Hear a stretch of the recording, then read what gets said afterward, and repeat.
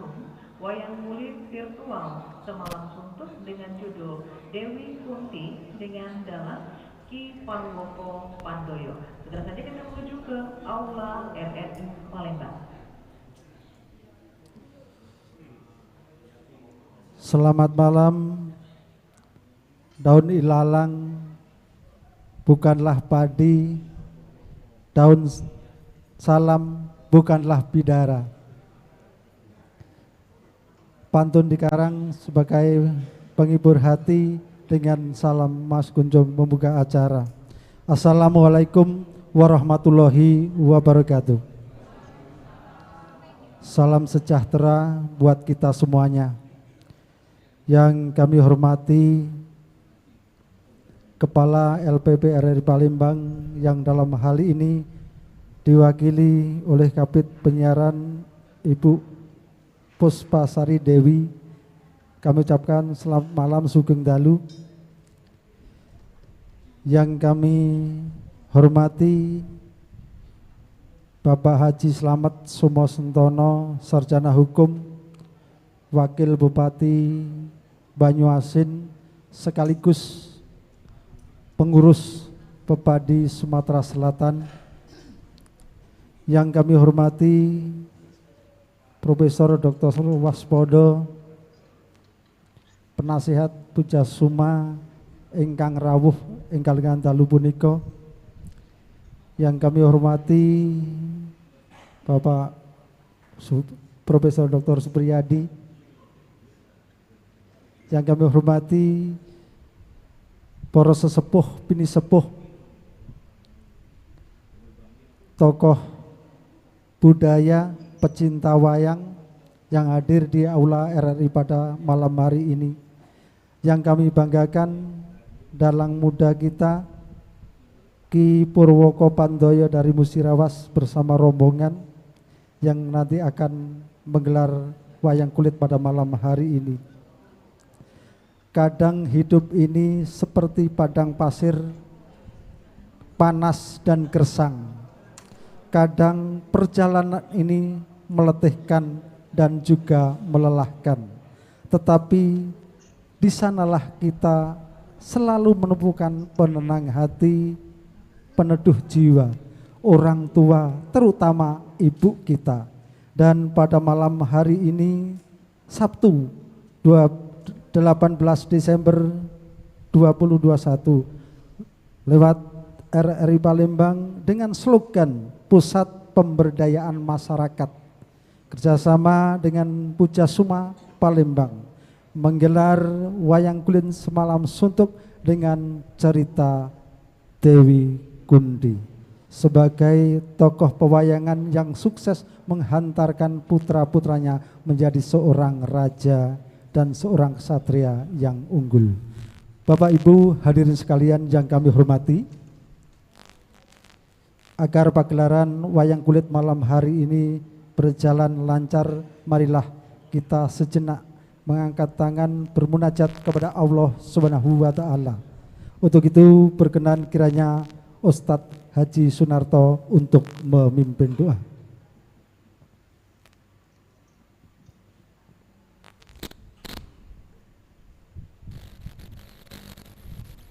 Assalamualaikum warahmatullahi wabarakatuh. Bapak Ibu hadirin wal hadirat yang berbahagia rahimakumullah, marilah kita bermunajat kepada Allah Subhanahu wa taala. A'udzu billahi minasy syaithanir rajim. Bismillahirrahmanirrahim. Alhamdulillahi rabbil alamin. Hamdasy syakirin, hamdan na'imin. Hamda yukafi'u mazidah. Ya Rabbana lakal hamdu kama yanbaghi jalali wajhikal karimi wa azimi sultanik. Allahumma sholli ala abdika wa rasulika Muhammadin sallallahu alaihi wasallam wa ala alihi wa ashabihi ajma'in. Allahumma ya Allah ya Rahman, Engkaulah Tuhan semesta alam pengabul segala doa dan permohonan. Pada malam hari ini kami bermunajat kepadamu ya Allah dengan mempersembahkan puja puji syukur kami kehadirat-Mu atas segala nikmat yang Kau limpahkan kepada kami, sehingga acara pagelaran wayang kulit pada malam hari ini untuk memperingati Hari Ibu dalam rangka memuliakan kaum ibu sebagai pembentuk akhlak mulia bagi generasi kami. Ya Allah ya Rahman ya Rahim, segala kodrat dan iradat ada di tangan-Mu. Karena itu ya Allah, kami selalu memohon ridho, rahmat dan barokah-Mu agar kiranya acara pagelaran pada malam hari ini dari Purwa Madya hingga paripurnanya acara dapat berjalan dengan selamat, lancar dan barokah. Ya Allah ya Rahman ya Rahim, berikanlah keselamatan, kelancaran, keberkahan kepada kita semua yang melakukan pagelaran ini ya Allah, baik dari pelaku seni, para dalang, para sinden, para pengrawit dan juga para penonton, terkhusus kepada pelaksana dari pagelaran ini ya Allah, RRI Palembang bekerja sama dengan Puja Suma Kota Palembang ya Allah. Kiranya Engkau berikan ridho, rahmat dan barokah-Mu sehingga acara ini dapat berjalan dengan baik. Ya Allah ya Rahman ya Rahim, berikanlah kepada kami kemampuan untuk melestarikan budaya ini ya Allah, sehingga kami dapat menyampaikan pesan-pesan moral kepada masyarakat kami. Rabbana zalamna anfusana wa ilam taghfir lana wa tarhamna lanakunanna minal khasirin. Rabbana la tuzigh qulubana ba'da id hadaitana wa hab lana min ladunka rahmah innaka antal wahhab. Rabbana atina fid dunya hasanah wa fil akhirati hasanah wa qina adzabannar. Subhana rabbika rabbil izzati amma yasifun wa salamun alal mursalin walhamdulillahi rabbil alamin. Assalamualaikum warahmatullahi wabarakatuh. Waalaikumsalam warahmatullahi wabarakatuh. Terima kasih kami ucapkan kepada Ustadz Haji Sunarto yang telah memimpin doa pada malam hari ini. Hadirin sekalian yang kami hormati, selanjutnya marilah kita dengarkan sambutan Ketua Puja Suma Kota Palembang. Berkenan Bapak Haji Untung Wijaya SPD MM menyampaikan. Kami persilahkan.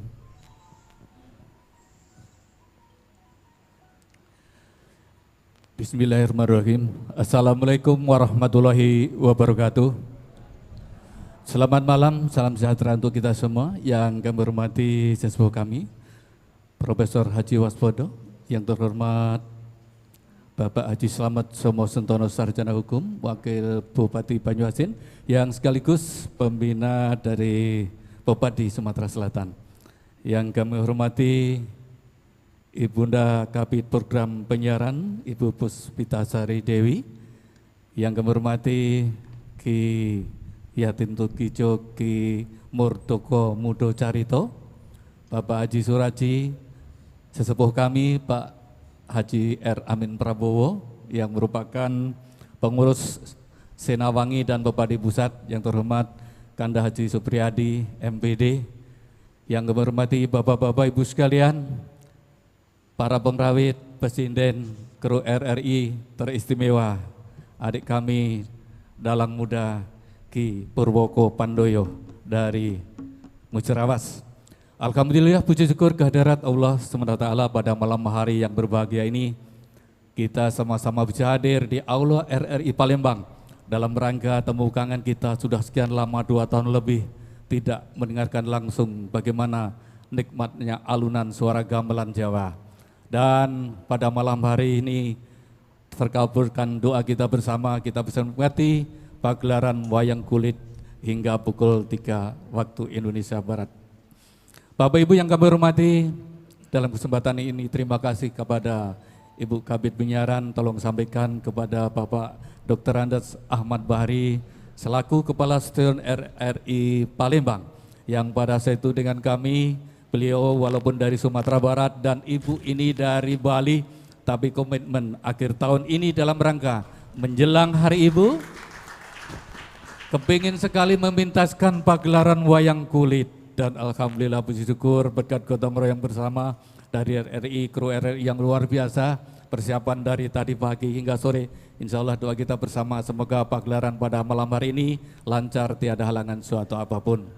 Bapak Ibu yang kami hormati, mari sama-sama nanti kita nikmati bagaimana Ki Purwoko Pandoyo yang akan membabar cerita Dewi Kundi yang merupakan simbol seorang ibu yang ditinggalkan oleh sang suami Prabu Pandu Dewanata, namun ia tetap bersemangat dan melindungi putra-putrinya hingga menjadi putra-putra Pandawa yang mulia, yang berakhlak baik, berakhlak mulia, dan dijadikan sebagai Raja Astinapura di akhir cerita nanti. Terima kasih atas perhatian Bapak Ibu, kerjasama yang baik. Mudah-mudahan apa yang kita lakukan ini senantiasa dapat ridho dari Allah dan dapat pahala dari Allah SWT. Selamat malam, selamat menyaksikan, matur nuwun, wassalamualaikum warahmatullahi wabarakatuh.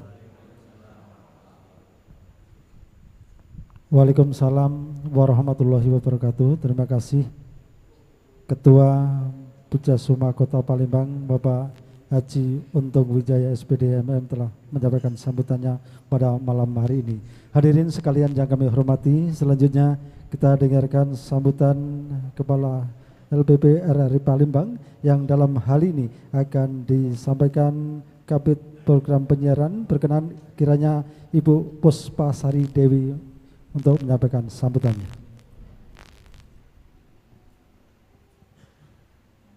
Terima kasih Bapak MC. Izinkan saya pada malam hari ini memohon maaf karena Bapak Kepala RRI tidak bisa hadir bersama kita karena ada panggilan mendadak ke Jakarta, rangkaian pelantikan direksi. Untuk itu pada malam hari ini kami mewakili Bapak Kepala RRI, Bapak Dr. Andes Ahmad Bari. Assalamualaikum warahmatullahi wabarakatuh. Salam sejahtera, salam namo buddhaya, Om Swastiastu.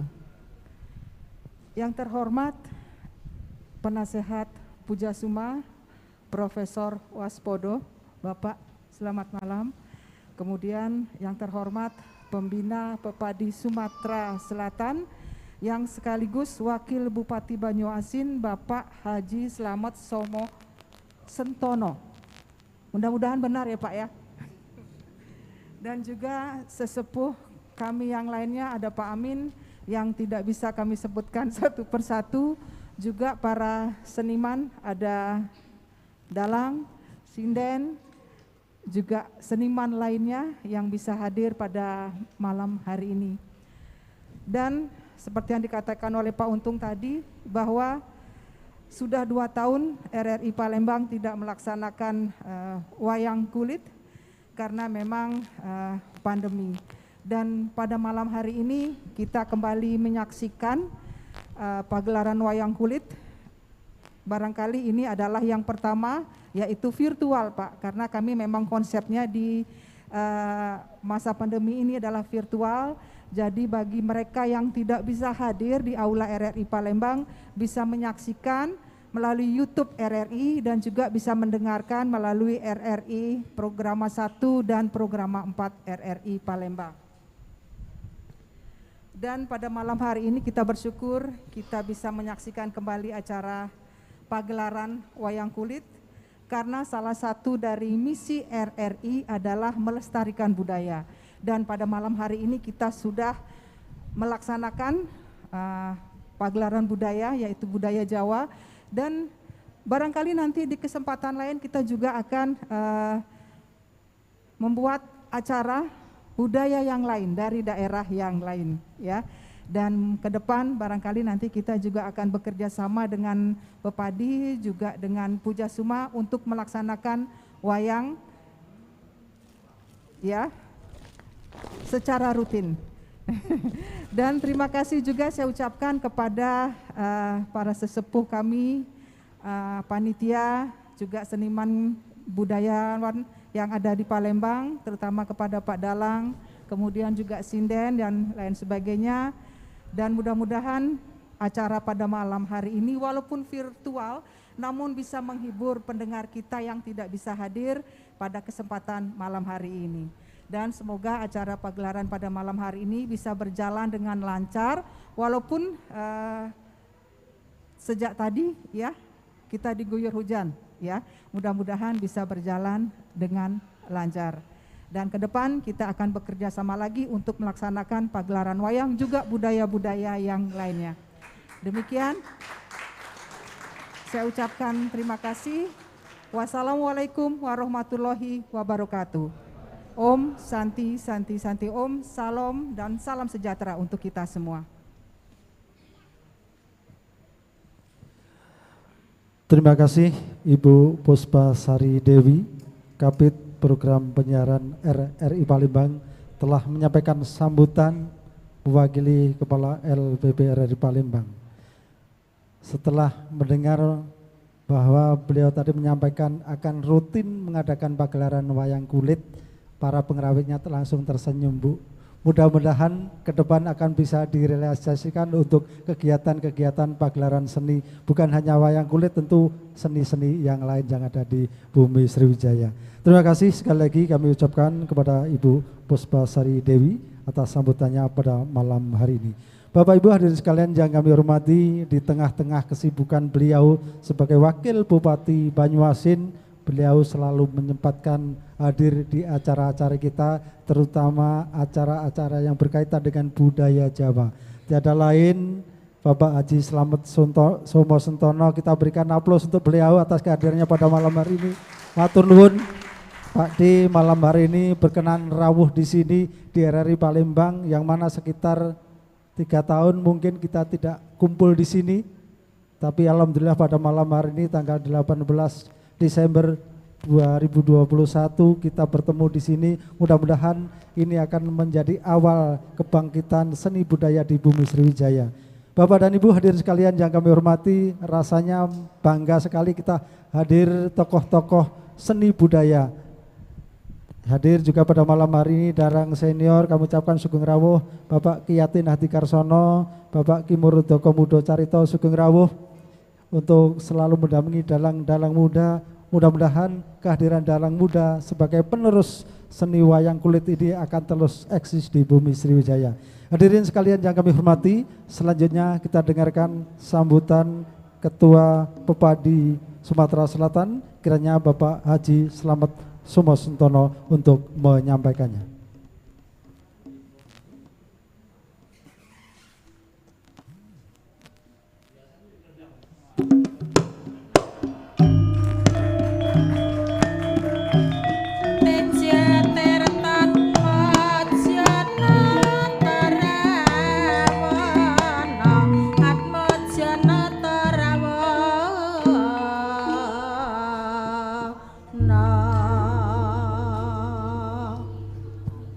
Kenapa yang tadi nggak dikendangi, aku dikendangi? Namanya nggak adil itu. Nuwun sewu ini mau buka masker karena masih COVID. Masker ini dibuka kalau ngomong sama makan. Sama turu. Bismillahirrahmanirrahim. Assalamualaikum warahmatullahi wabarakatuh. Sugeng dalu, salam sejahtera dumateng kita sami, Om Swastiastu, salam budaya, salam kebajikan. Pertama yang kami hormati, yang kami banggakan, orang tua kami, penasihat Puja-Suma Sumsel, Bapak Profesor Waspodo, Maha Guru saya, yang suruh sekolah, yang suruh kuliah itu beliau itu dulu. Saya ini disuruh kuliah, Pak Slamet kuliah, ojo SMA wae ujinya. Nah sekolah tenan Bu Dewi, beliau ini yang nyuruh sekolah, masih inget. S2, S3 yaudah Pak. S3-nya Slamet Somo Sentono Pak. Matur suwun semangatnya. Hadir di tengah-tengah kita Ibu Puspasari Dewi, Kabid Penyiaran RRI. Terima kasih, matur nuwun Bu, wayangnya boleh tampil hari ini. Hadir Ketua Panitia Pak Haji Untung Wijaya, juga Puja Suma Wakil Wali Daerah Palembang dan staf jajarannya. Hadir di tengah-tengah kita juga para tokoh-tokoh, Pak tokoh seni, kemudian seniwati, penggemar wayang kulit yang sudah kangen 2 tahun nggak tampil karena COVID. Hadir di tengah kita Bapak Amin Prabowo, yang juga beliau ini Bupati juga dari pusat. Tapi nanti kembali ke Palembang kita urusi lagi Bupati. Ojo turu terus nih Bupati. Bapak Dr. Andis Supriyadi juga hadir. Saya kalau ketemu beliau nih ingat nyalon Bupati kalah dulu. Bu Dewi saya ini pernah nyalon Bupati tahun 2013 sama beliau nyari dana ke Palembang, ke Jakarta sampai nginep, tahu-tahu ngeblong semua. Tapi kalah Bu, tahun 2013 kami. Tapi 2018 menang, pasangan dengan Pak Haji Askolani. Alhamdulillah doanya tukang wayang inilah, doain kami. Bapak Yatin Kuijo juga dalang sepuh ini. Kemudian Bapak Ki Murdoko juga dalang juga. Pak Haji Suraji dalang juga, tapi dalang kerusuhan dia. Provokator. Para pengrawit, Mbah Daswar, komandannya ini. Nuhun sewu suwe ketemu ya Pak. Suwe rajamu sama pengrawit semua, apalagi Bu Sinden. Ya Bu. Iya. Bapak Ibu yang hadir, nuwun sewu, tidak bisa menyebut satu persatu, tidak mengurangi hormat kami, dumateng panjenengan semua dirahmati Allah Subhanahu wa taala, dan juga para penggemar radio RRI yang ada di Seantero Palembang, Seantero Banyuasin, sekitarnya ada 17 kabupaten kota Bu Dewi yang tersebar di Sumatera Selatan. Banyak juga yang senang wayang. Insya Allah ini live streaming ya, dan juga live radio, YouTube pada gelombang 92,4 dan 88,4 bisa diserap dan didengar oleh seluruh warga umumnya Sumatera Selatan, pada khususnya Kota Palembang dan sekitarnya, Banyuasin, Musi Banyuasin, Oki, OI, semua bisa mendengarkan pagelaran wayang kulit dengan dikomandanin oleh Pak Kidalang Purwoko Pandoyo. Saking pundi Mas? Asinnya Klaten, terus merantau ke Sumatera, Musirawas. Di Musirawas ada Sri Kandi di sana. Bupati ini emak-emak dan wakilnya emak-emak Bu Ratna dan Bu Suwarti. Nah, nanti salam dengan beliau. Jadi di Sumatera Selatan tuh bupati dan wakil bupatinya mak-mak itu hanya di Sumatera Selatan. Sri Kandi. Pertama saya mengajak panjenengan semua untuk mensyukuri nikmat Allah Subhanahu wa taala yang selalu diberikan pada kita semua. Pada malam hari ini kita diberi kesempatan bisa hadir dalam acara pagelaran wayang semalam suntuk di RRI Radio Kota Palembang, Radio Palembang, juga sekaligus menyongsong Hari Ibu tanggal 22 Desember 2021. Selamat beriring salam, mari kita sampaikan pada junjungan kita Kanjeng Nabi Muhammad Sallallahu Alaihi Wasallam beserta keluarganya, para sahabat-sahabatnya, pada umatnya, pada kita sekalian, dan insya Allah kita akan mendapat syafaat di hari yaumil kiamah nanti. Amin ya robbal alamin. Bapak Ibu sekalian, kurang lebih 2 tahun kita tidak pernah ada pagelaran wayang seperti hari ini karena kena dampak COVID-19. Dan hari ini juga pagelaran ini tetap menggunakan protokol COVID-19, mencuci tangan, membersihkan tangan, untuk hidup bersih, bukan hanya tangan saja, tapi membersihkan pemikiran jernih, hati yang bersih. Kemudian membuka masker, jangan lupa menggunakan masker, kemudian jaga jarak, dan jaga kegiatan-kegiatan mobilitas. Dan tentunya tak kalah pentingnya selalu ingat pada Yang Maha Kuasa, kita berdoa agar COVID-19 segera berakhir. Walaupun sekarang juga diajak masyarakat untuk vaksin pertama, vaksin kedua. Dan itu juga menjaga terjangkitnya COVID-19. Mudah-mudahan dengan doa kita pada malam hari ini, yang hadir di sini maupun yang mendengarkan siaran ini, untuk segera eling kepada Yang Maha Kuasa, berdoa agar COVID-19 juga sirna dari bumi Sriwijaya yang kita cintai ini. Amin ya robbal alamin.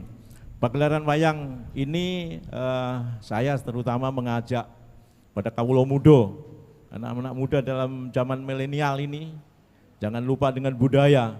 Kalau orang-orang sepuh seperti kita ini masih mencintai budaya ini, karena ini budaya ini juga alat pemersatu bangsa. Insya Allah wayang ini akan ada di mana-mana dan selalu mengingatkan budaya kita. Ayo kita lestarikan budaya ini. Siapa yang melestarikan kalau bukan kita semua? Dan tadi saya mendengar dari Ibu Kepala Bidang Penyiaran, bukan hanya wayang saja yang akan digelar. Mungkin ada ketoprak, mungkin ada ludruk, mungkin ada juga wayang orang. Para ahli seni ini akan menceritakan, terutama Pak Untung. Kemarin gambyongnya juga sudah bagus itu, nggak dibawa ke sini gambyongnya. Jadi inilah awal setelah tidur selama 2 tahun, Bu. Alhamdulillah panjenengan bisa memberikan peluang pada kita para seniman seniwati kita ini Sumatera Selatan dan yang ada tersebar di 17 kota kabupaten yang semuanya juga merindukan wayang kulit ini. Sekali lagi saya mengajak pada penggemar untuk selalu melestarikan budaya. Budaya juga alat pemersatu bangsa, dan kemudian juga untuk pesan-pesan moral, dan di dalamnya ada nilai-nilai luhur bangsa. Wayang, setiap wayang punya karakter, punya sifat manusia, karakter manusia, yang tentunya juga sebagai panutan kita agar kita bisa melestarikan budaya bangsa, bisa mempersatukan bangsa untuk sebuah NKRI, Negara Republik Indonesia yang kita cintai ini. Mungkin ini sambutan dari kami. Mohon maaf jika ada kekurangan, keterbatasan, dan kepada Allah Subhanahu wa taala mohon ampun. Terima kasih. Wabillahi taufiq wal hidayah. Wassalamualaikum warahmatullahi wabarakatuh.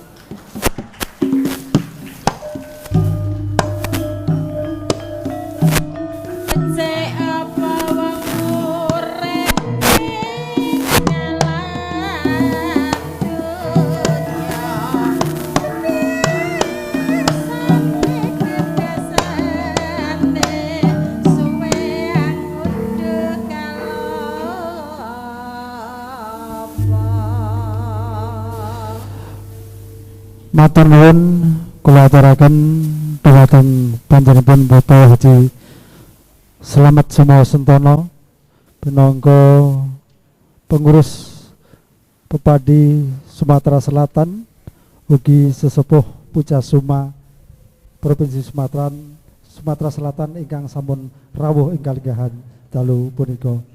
Bapak dan Ibu hadirin sekalian yang kami hormati dan kami banggakan, tadi Pak Di Slamet sudah menyampaikan, menyinggung sedikit tari gambyongnya sudah bagus. Dan pada malam hari ini Pak Di akan kami tampilkan anak-anak dari keluarga besar Pucasuma yang tergabung di Sanggar Ramah Sinta pimpinan Bapak Haji Sukino. Mohon Pak Dalang untuk sementara geser menjadi pengendang dulu sambil kita persiapan. Bapak Ibu hadirin sekalian yang kami hormati, sebagai ucapan selamat datang untuk kita semuanya, selamat menyaksikan pagelaran wayang kulit pada malam hari ini. Marilah kita sejenak menyaksikan tari gambyong Mari Kangen bersama putri-putri Pucasuma. Sugeng dalu, selamat menyaksikan.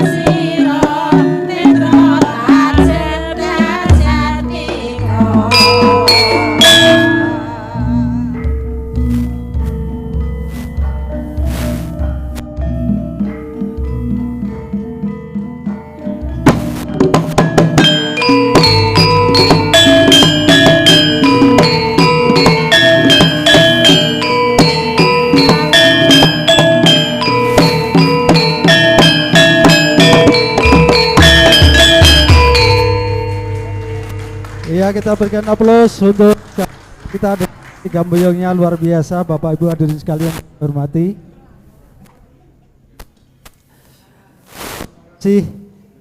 Ki Purwoko Pandoyo, pengendang kita dari Musirawas sekaligus yang akan menggelar wayang kulit pada malam hari ini, mengiringi Gambyong anak kita yang baru beberapa bulan, tetapi alhamdulillah pada malam hari cukup menghibur kita semuanya. Hadirin sekalian yang kami hormati, selanjutnya penyerahan tokoh wayang. Mohon Ki Dalang Purwoko Pandoyo untuk jumeneng di depan. Nanti akan diserahkan yang kulit Dewi Kunti, nanti dari Ibu Puspasari Dewi. Ditulis tokoh-tokoh kita yang hadir, monggo Pak Di Selamat Sumarsono, Profesor Wasodo, Pak Dalang Ki Murdoko, Pak Supri, Pak Yatin, monggo bisa mendampingi bersama-sama tokoh wayang kita pada ini. Nanti akan diserahkan sang Dewi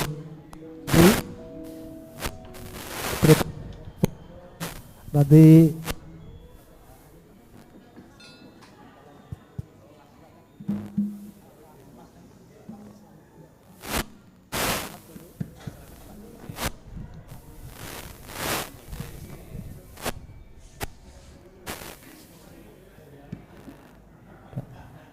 Bapak dan Ibu sekalian,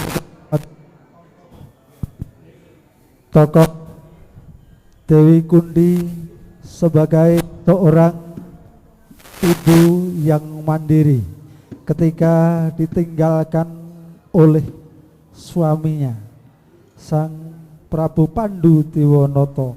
Mereka sukses putra-putranya menjadi seorang raja dan seorang kesatria. Inilah Ibu Puspasari Dewi menyerahkan tokoh wayang kita pada malam hari ini. Terima kasih.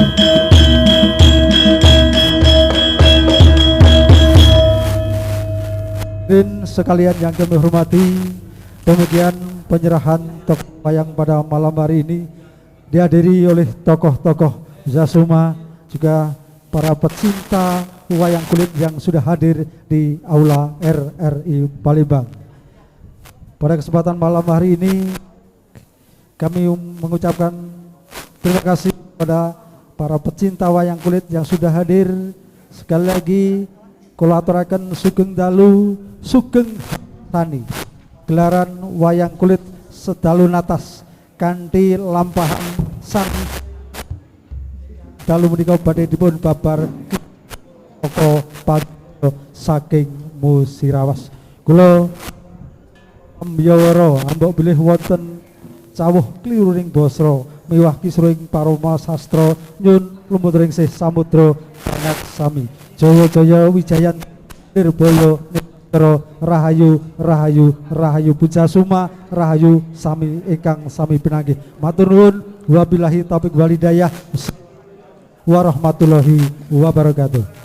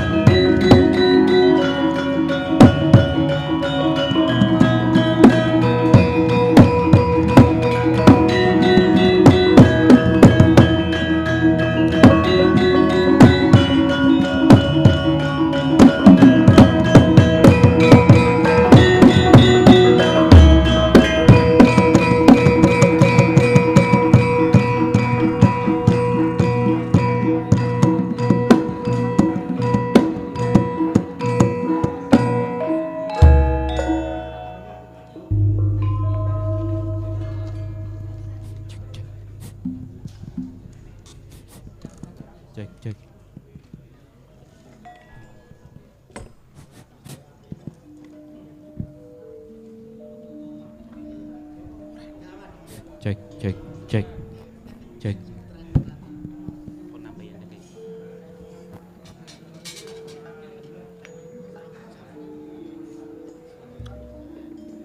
Bismillahirrahmanirrahim.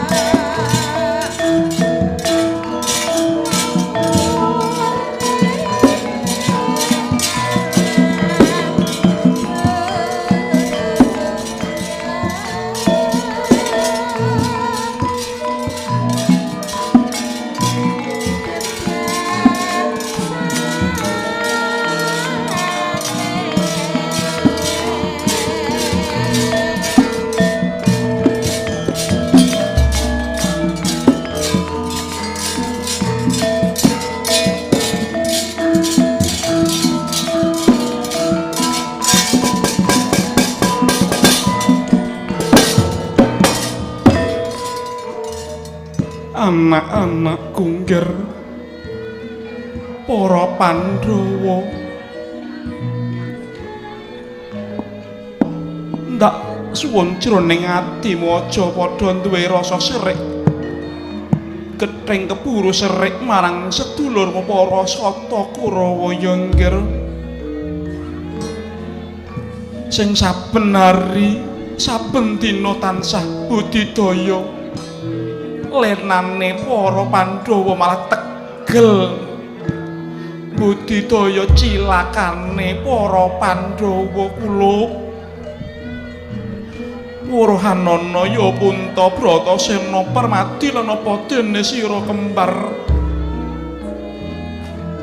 wong sabar ya to wong sabar kuwi kekasih ing Gusti Kang karya jagat ya ngger percaya marang pun ibu ya mung wong sing limpat kawruh kang weruh bebungah jroning rasa susah kula injih ibu sendika ngestaken dawuh ibu wah iya pabu pundi mula kang saka kuwi ngger tuwuh rasa pitakon rasaning atining ibumu aku Dewi Kunthi dina iki para Kurawa ingkang nyuwun marang para Pandhawa bakal kakanthi kembul Buja Nandrawina ana ing Balewarana Kodhi kula bakal dijanjeni negara Sikar semangka tumrap ibumu kok nyanur gunung kadingar adat lupiya kang wis Kurawa kuwi tansah budidaya lenane para Pandhawa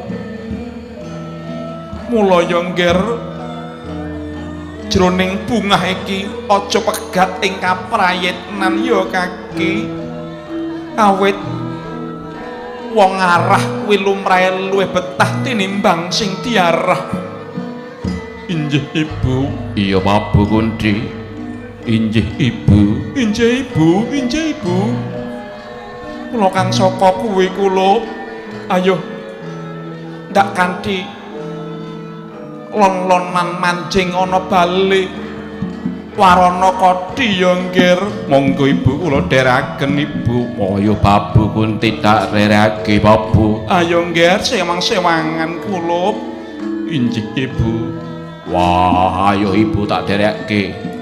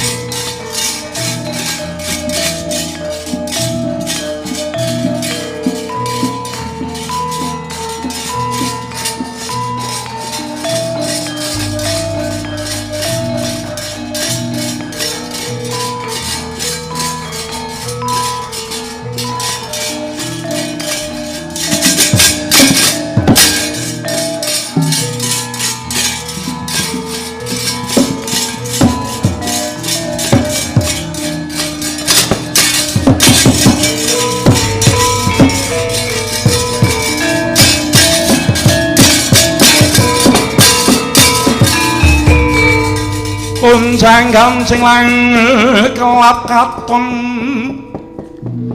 niur sang maweh gandrung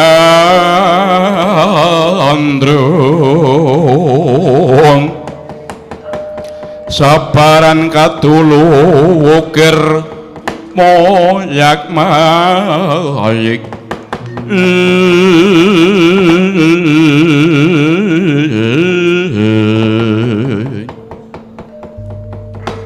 Paman Patih Harya Sengkuni paman wonten dawuh nggih piye paman Pandhawa wangune wis mlebu ana ing bale Warana Kodi nggih nggih leres nggih lajeng prayoginipun lampah kados pundi gandeng menika Pandhawa wis mlebu wonten bale Warana Kodi nggih menika ngentosi lenane para Pandhawa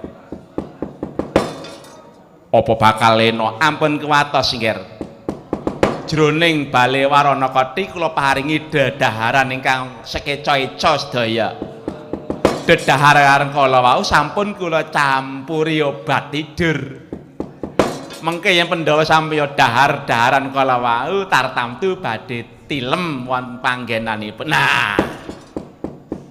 Jroning Pandhawa mengke sami kepati nendra bale badhe kula besmi. Yen ngaten sing ngobong kula ampun sampeyan ling ngobong. Sampeyan dhewe ling ngobong. Ya ampun kula ling ngobong. Malah ora apik ling ngobong kula. Sampeyan ya aja ngobong kula nggih ampun ngobong. Jalaran napa? Yen sampean kali kula ling ngobong kok yen enten kawula sing pirsa malah mengke malah mboten prayogini lampah malah badhe damel cilakaning laku lajeng caranipun kados pundi golek wong bayaran mawon supaya kepareng besmi ponang bale Warana Kodi ngono paman nggih apa paman duwe tepungan kula niku kenalanipun sinten-sinten gadah kok nggih paman duwe kenalan nggih kula ingkang badhe budidaya tiyang ingkang kepareng basmi bale Warana Kodi nggih niku lho nggih Jur Basuki mawa Beya Jur Basuki mawa Beya lire piye paman mateni Pandhawa niku nggih rada angel ning kudu butuhaken biaya butuhke biaya piro gandeng sing wonten jero niku cacahe 5 iki upami lho niki upami wong 5 niku yen perendas niku 10.000 utawa 10 yuta niku pripun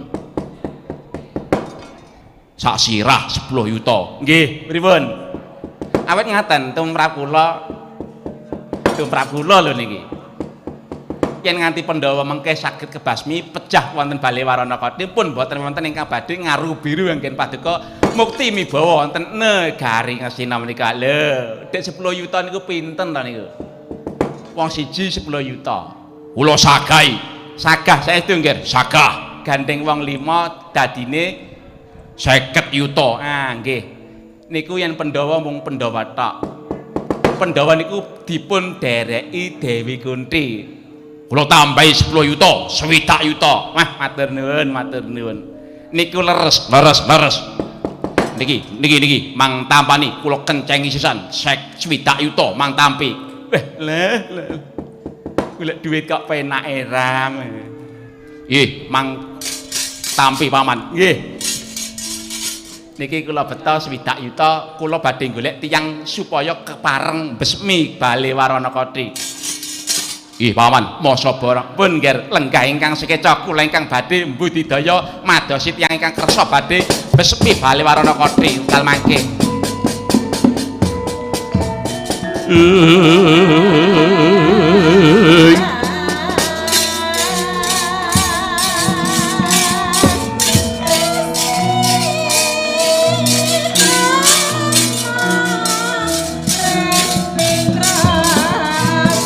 Sapura kakiri kenyoler prapoto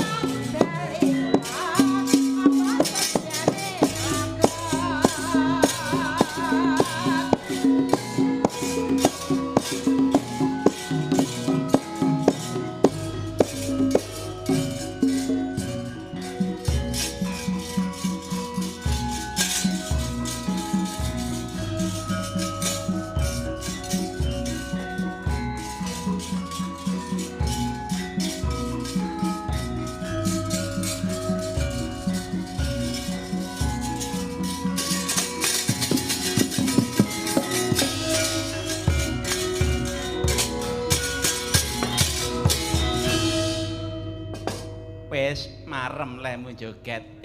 Purucana. No. Purucana. Wah, wonten dawuh. Menika menawi boten kalentu Raden Patih Sengguni. Ora pangling karo aku. Boten. Awit sampeyan niku sing sok kulino paring blonjo dumateng kula. Syukur yen ora pangling karo aku. Wonten timbalan ngadawuh, Janur Gunung Dingaren sampeyan kok miji dugi ten griya kula niki enten apa Raden Patih? Purucana. Nggih, pripun? Aku arep takon apa kira-kira kowe isih nyambut gawe-gawean lawas. Wah, nggih. Kula niki tetep nyambut gawe-gawean lawas kula. Upami kok kula niku ora begal, ora ngecu. Niku anak kula ora madang. Yen kula ora begal, anak kula ora nyandang. Niku kula tindaken. Ya syukur yen pancen ngono. Yen ngono ngene, Purucana. Pripun? Ana gawean tumrap kowe. Lho, ajeng paring pedamelan kali kula. Iya, mula mangkono. Alah dalah matur nuwun. Dasare wis 2 taun ratok gawean. Nganggur nang omah plongah-plongoh, begal rono, begal rene, li dibegal ora gablek apa-apa. Mergo ora duwe duit apa-apa, mergo ya kowe mau.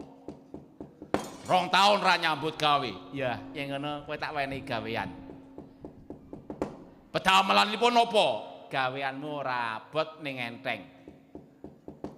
Kowe tak duduhi kae ana bali segala-gala ana wangunan bale warana koti. Sing tak tandha nganggo janur kuning kae obongen. Lho, isinipun sinten? Aja omong-omong kowe. Iki laku sesideman, aja nganti krungu kono kene, ya. Oh, ngoten? Ya. yen kowe iso bakar kae, kowe bakal tak kei Prabeya. Wis njaluk bayaran pira ngomongo karo aku. Wah ampun, basa borong sampean aja maringi pinten. Ora kowe ngaranana. Pun, wah kula masa borong sampean mawon. Kula malah pekewuh ngaten iki. Yen pancen kowe ora wani ngomong upama kowe ngobong bale sagala-gala kae tak wenehi dit 2,5 juta ngono piye? 2,5 juta. Iya. Wah, matur nuwun. Wah, kekathan menika, kekathan. Kaken. Nggih kekathan yen kula. Oh, lah aku ki wong lomo kok lele. Mula tak wenehi sakmono 2,5 juta engko tamponen iki malah tak kandhani sisan. Yen kae bali segala-gala kae nganti kobong entek nganti ora ninggal apa-apa engko tak tambahi bonus ta. Wah, angsal bonus melih. Ya, tak tambahi 500 lho. Wah, lah dalah. Wah. Nyambut gawe ngobong itu bayaran 2,5 juta tok bonus 500 dadine 3.000. Wah. Matur nuwun. Ya, karena mangkato. Kula badhe ngobong medal mangke. Ya, pangestuku banyu milih. Ah, nggih, nyuwun pamit. Ya, sing ati-ati. Golek duit kok penak men. Aku diparingi anak Prabu swidak yuta tak nehke Purocana 3.000. Bathike akeh men iki. Golek dolan nang hotel, golek kasur sing iso ngentut kudu dinaiki.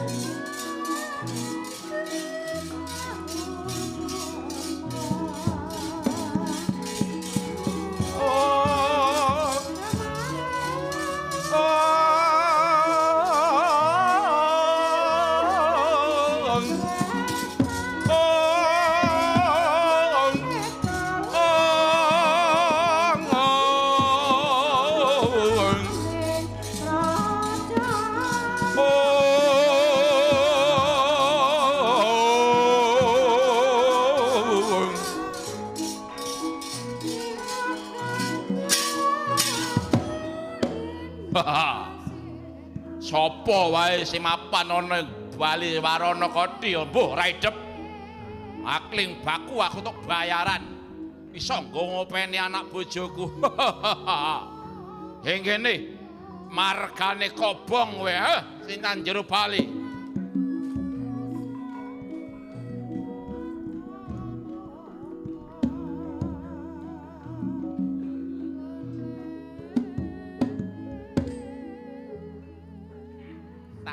Wis ta. Upama 300.000. Dereng pajeng. 500. Wong karo wong tuwa aja larang-larang to. Wis ta. 2.500, 250 ta. 500, tak undake 50 300. Pun enggak.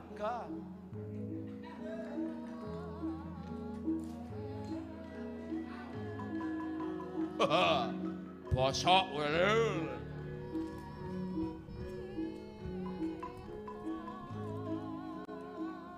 Tempon. Awakku ora pati penak. Upama tambah ngono tak tambahi 200 piye? Mangga wis ta. Ayo wis ta. Dal murah wis.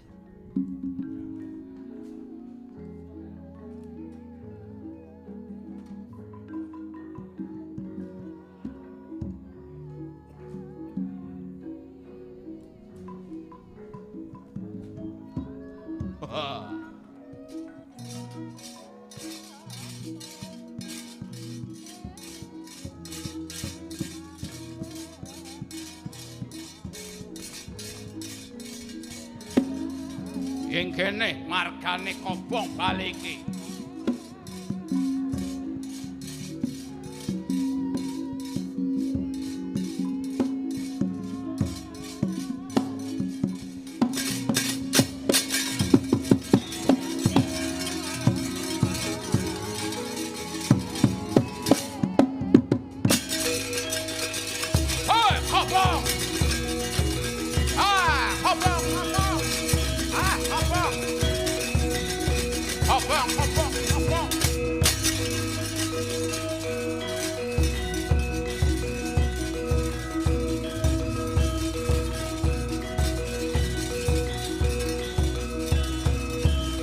Obong, obong.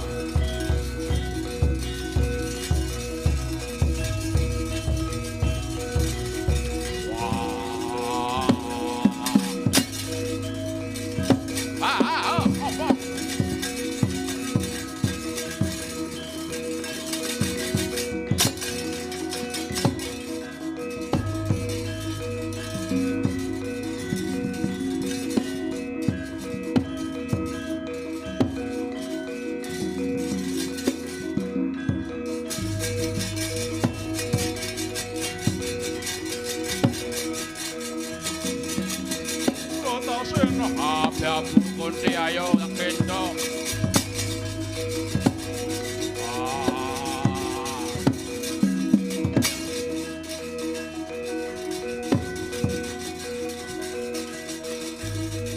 Wah, ini.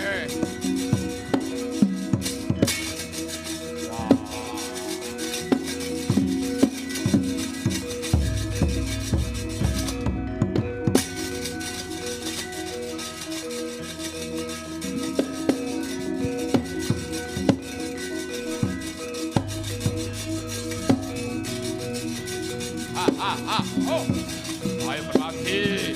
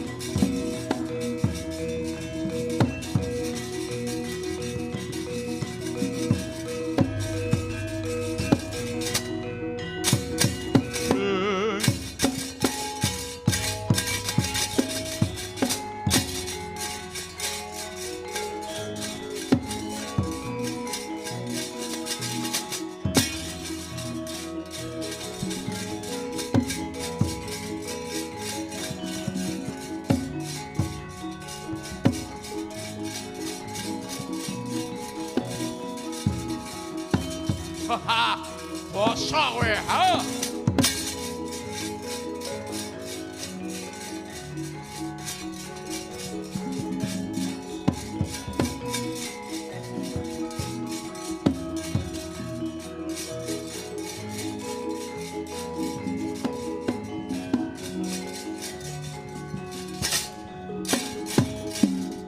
Wis, matur nuwun ya wong ayu.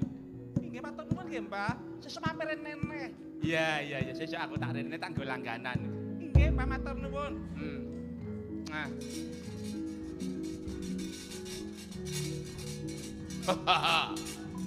Obong tek.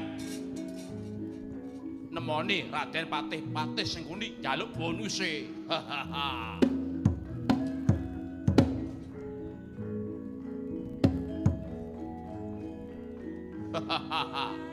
Bosok kowe ha. Ah. Kelakon aku tuh tambah 500. Kena nggo tuku mendem-deman, nggo tuku ciu. Oh! Oh! Aduh! Aduh!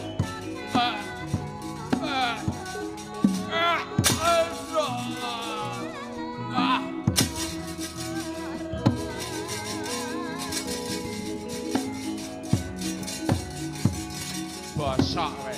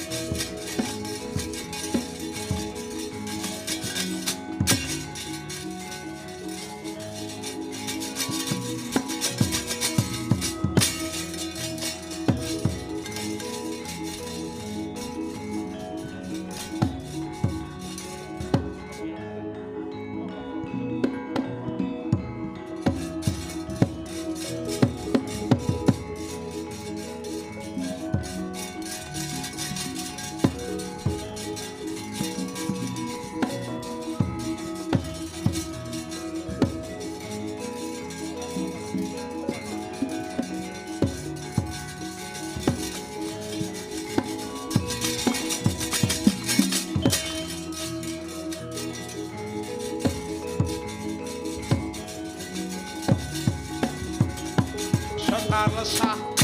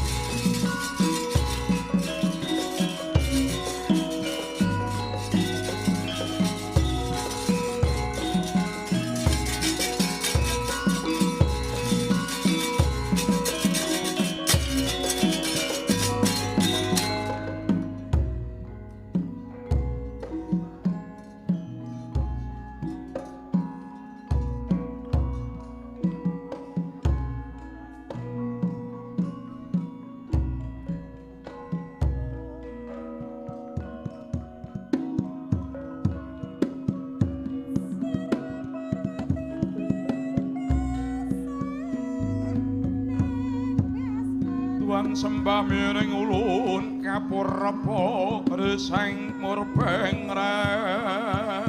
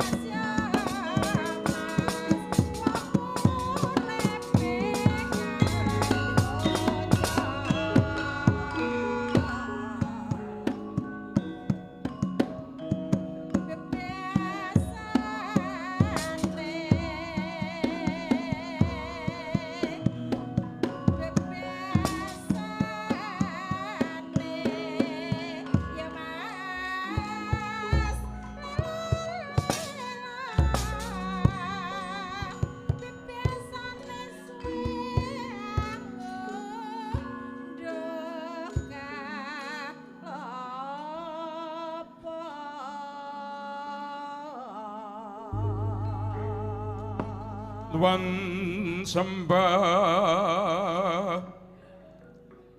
miring ulun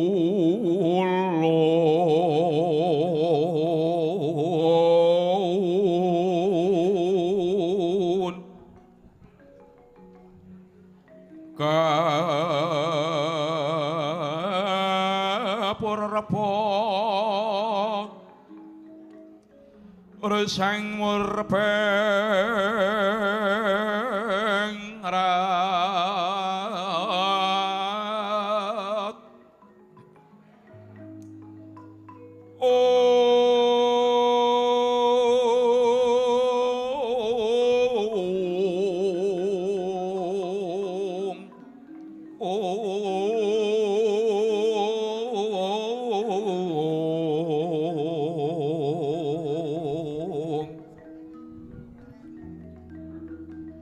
sahalan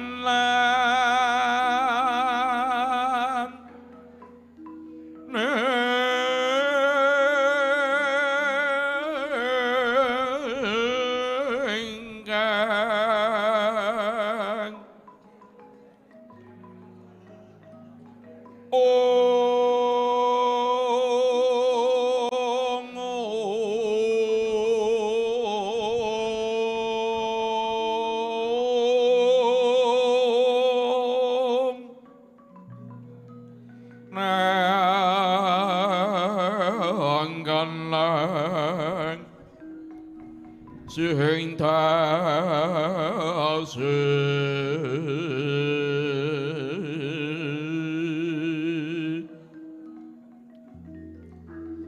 maweh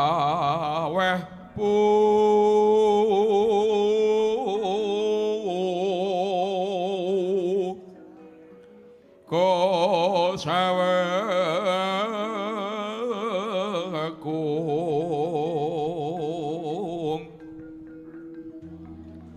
mat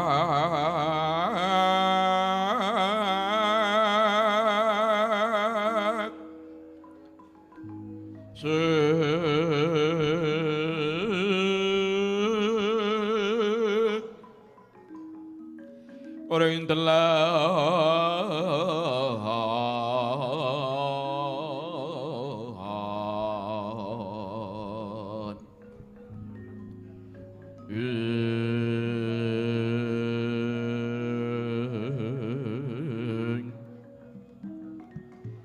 Wanganeng mamutweng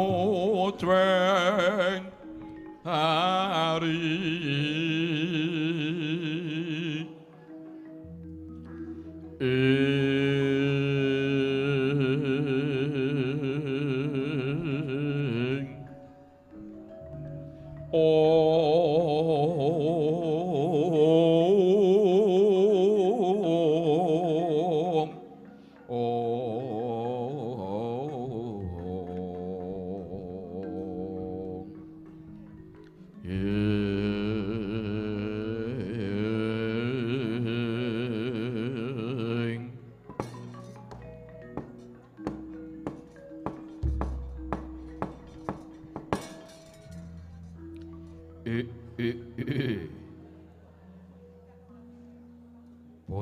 Bojleng iblis lanat kece wali ceke sadat setan wali kobra togok nuwun wonten timbalan ngadawu sinuwun wiji dumateng kula pun abdi paduka pun Kilura Togok padha winantu ingkang harjan prapta mugok monggo sampun boten kerang sekeca anggen kula sowan sinuwun belung hui belung manten Jawa bose padha becik prapta mangke nampi berkah pangestu lulus raja sowan kula bekti kula katur bose ya tak tampa wah belung kok rada renyah renyah maya suwe ra tau temu ya iya Patih Jaya Pudenda padha becik alwanun nuringgih sinuwun muni berkah pangestu lulus raja sowan kula bekti kula katur sinuwun ya tak tampa prayoga nanggonmu lungguh ya teh ya iki sampun boten kerang sekeca sinuwun Togok nuwun wonten timbalan ngadawu apa marmane wedu dina iki sira tak caketake mangarsa Togok waduh babar pindah kula dereng ngertos napa perkawusipun kula pun abdi pun Togok kalih belung niki benten kalih padatan kok ngrawuhaken abdi kalih niki wonten wigatos napa lah menika gandeng ingkang abdi pun Togok kalih pun belung Sarawita niku sampun ngamarak wonten ngarsa paduka monggo to paring dawuh napa badhe paring pidana dumateng pun Togok Upami paduka badhe paring pidana kalih kula, monggo kula pasrahaken pejah gesangipun belung. Ah, culika wi. Oh, masrahke pati uripe kok kancane dienggo umpan. Gok, nun. Gegeden rumangsa sira ngaturake padurip marang panjenengan ingsun. Mergo tumrap ingsun sanadyan to sira iku abdi ning sira iku bisa babati rerungkut ngejum gumbala ruwet ya mung sira Kyai Togok karo belung kula apa marmane wektu dina iki tak kanthi ngabiyantara bakal tak babari wigatine pasewakan. Nggih monggo to paring dawuh kula badhe mangklungaken jangga sinuwun ya penakna ya Gok. Aku bakal paring dawuh marang jeneng sira Togok. Nggih, sendika monggo sinuwun paringa dawuh dhumateng kula. Lir-lir tandure wong sumilir.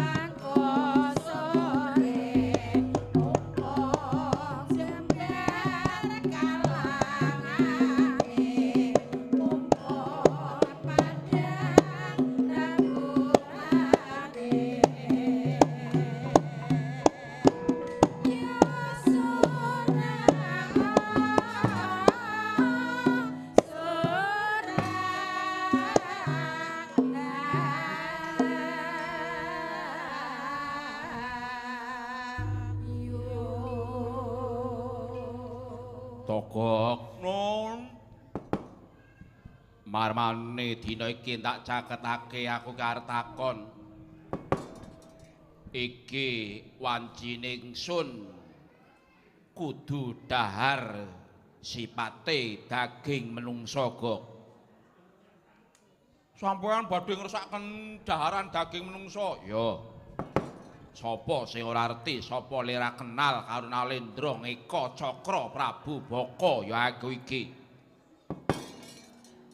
Aku duwe kemareman mangan ku yen ra wareg rasane yen durung nyesep getihe manungsa.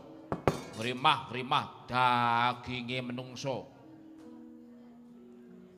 Nun sewu lho sinuwun, nun sewu kok teges kula niku ajeng tutur-tutur niku mboten. Wes rasa kandan-kandan kowe Kang Togok. Engko yen nganti sinuwun nesu malah kowe dhewe sing diglethrak. Ora ngono lho, ya jenenge abdi iki yo ngelingke karo bendarane, rak ngono. Wes tak kandhani lho, aku kaman lho iki Mang. Wis menengo to, sapa reti iso eling marga kandhaku. Sinuwun. Togok bi. Yen dahar aturipun ingkang abdi pun kula pun Togok Tejo Mantri gitu. Yen sampeyan niku adreng dahar daging menungsa. Lho mengke ya saya suwe. Kawula Eka Cakra dadinipun telas mergo sampeyan dahar sedaya. Tur napa sampeyan mboten mesake, mboten melas sing dipun dahar sampeyan niku. Upama niku wong lanang wis duwe bojo, apa ora gelo rasane ra cilik adine bojo sing ditinggal bojone mau didahar kali sampeyan. Saya-saya ya wis duwe anak. Lho. Yen nganti wis duwe anak mongko bapakne sampeyan tedha, bapakne sampeyan dahar. Mesake anak kala wau njur sapa sing arep goleke nafkah lahir lan nyukupi kebetahanipun gesangipun. Pun mila mriku Sinuwun pun to. Pun golek daharan sanesipun mawon. Napa kersa sampean niku daharan iwen napa pripun? Iwak mangarani iwak napa? Lele genten, grameh genten. Mujair genten, welut genten. Aku iwak kuwi rapati seneng. Masalahe napa? Amis kok. Iwak niku sampean ra seneng mergo gandane amis. Lah yen iwak bangsane sikil papat, kebo, apa sapi, apa wedhus, aku ya ora seneng iwak wedhus. Masalahe napa? Mambu gandane prengus. Lah yen iwak wong tur wong wedok mambu napa mboten niku? Kuwi mambu, ning mambune tumrap aku marah nambahi gairah manganku kok. Wo. Nuwun sewu sinun kula tak teken. Upami sampe ku dahar. Upama daging niku upama daginge wis rada tuwa ngono pripun? Napa ngenten rasane? Beda. Daging tuwa kuwi wis alot tur rasane rapati seger. Daginge mumung kari sethithik balunge gegeden. Niku yen tuwa. Iya. Lah yen utawa enom. Yen enom, enak banget lung. Daginge payuh yen awake isih enom. Saya-saya daging wong wedok mau isih enom payuh kok lung. Rasane daginge iso kenyol ngono kae. Napa nggih apa? Kowe urung tau ngrasake daginge wong wedok sing isih rada enom. Kowe ketagihan. Ah, mboten, nyatanipun kula tiyang griya nika tak ijolke wedok rada enom nyatane ya padha wae kok. Dapurmu malah ngomongke bojomu wong bojomu kae karo kowe ra sayang. Kae iki sayang ya, Gok. Ketara angger ana rene tak goncengke manut ae. Kae iki mergo cemburu karo dapurmu ngono, Plok. Pun to, ampun dibacut-bacutke. Anggen dika dahar ora, ora usah tutur-tutur, malah kowe dhewe tak untal mengko. Oh.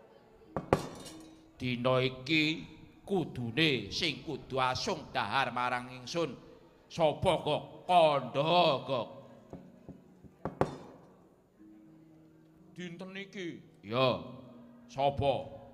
Bukaan bukumu tuduhna sapa dina iki sing kudu asung daging manungsa minangka daharanipun panjenengan ingsun.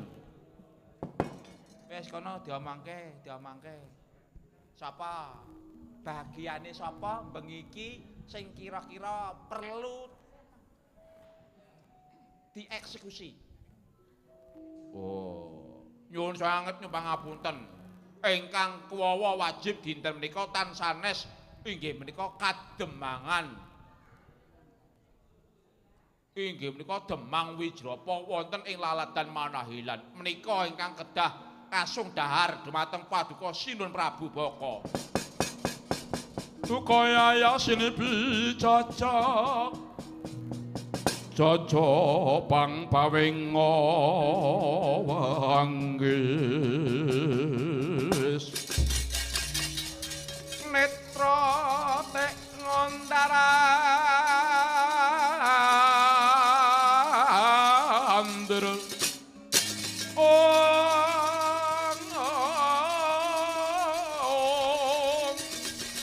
Edapnya mangala cakra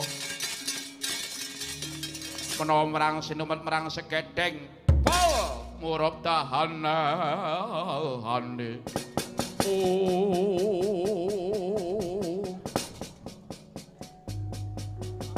Demang Wijrapa ing Manahilan nggih Demang Wijrapa ing Manahilan ya nganti wayahe wis kaya ngene wis gumlewang ana ing srengenge gumlewang ulon kok durung teka ngaturake daharan marang panjenengan ingsun.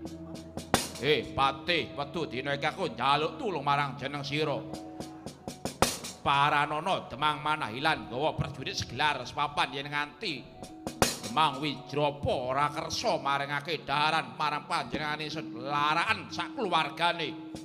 Yen perlu kademangan kabeh dina iki dadi daharaning pun panjenengan ingsun. Oh inggih, mlayu mekaten. Terwaca timbal paduka ngestaken dawuh aja pati bali durung nganti nggawa demang manahilan. Nggih, suwun mlayu mekaten nyuwun tambahe pangestu minta pamit mangkata wektu dina iki pati krida mangkul dina iki. Yaksa kura kang kiri-kiri kenyolir rara prapata bangkal makar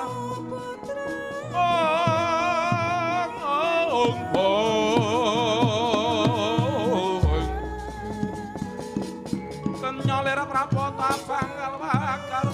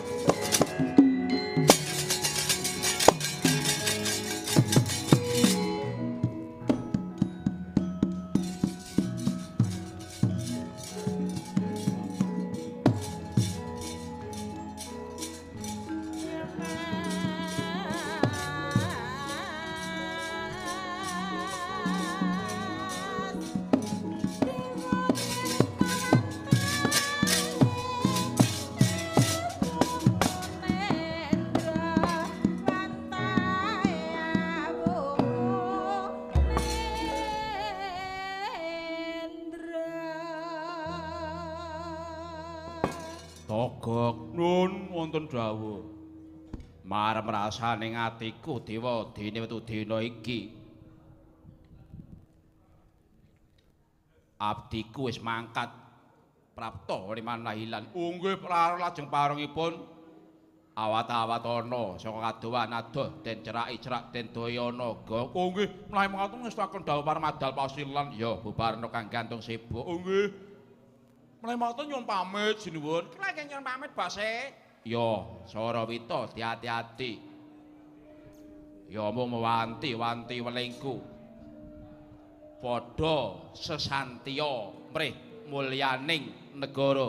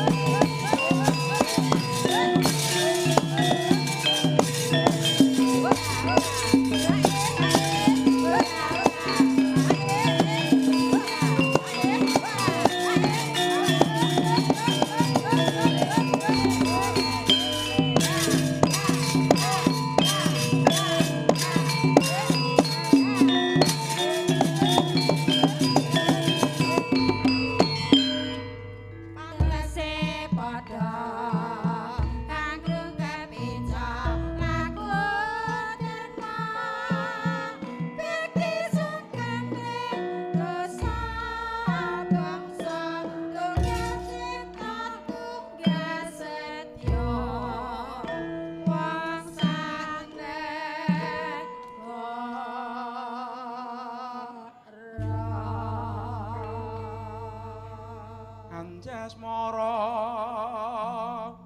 ari mami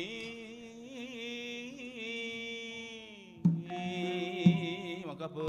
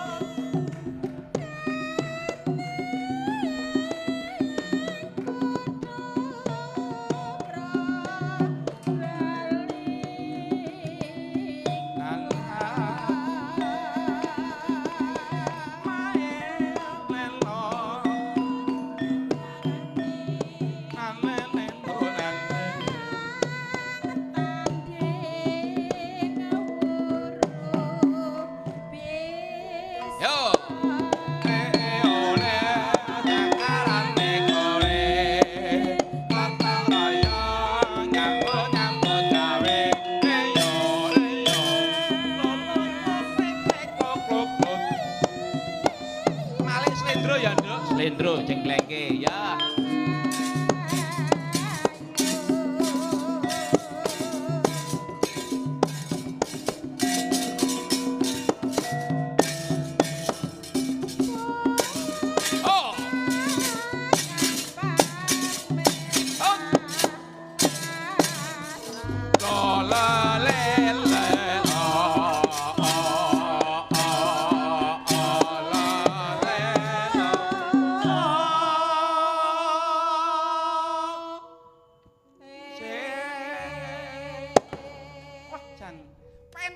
Kandhani ya.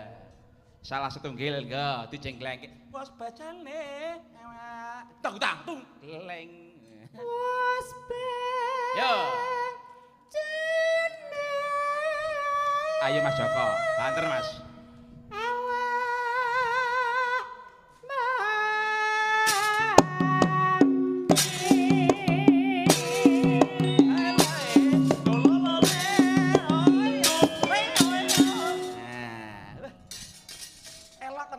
Wah, luar biasa tenan. Ya.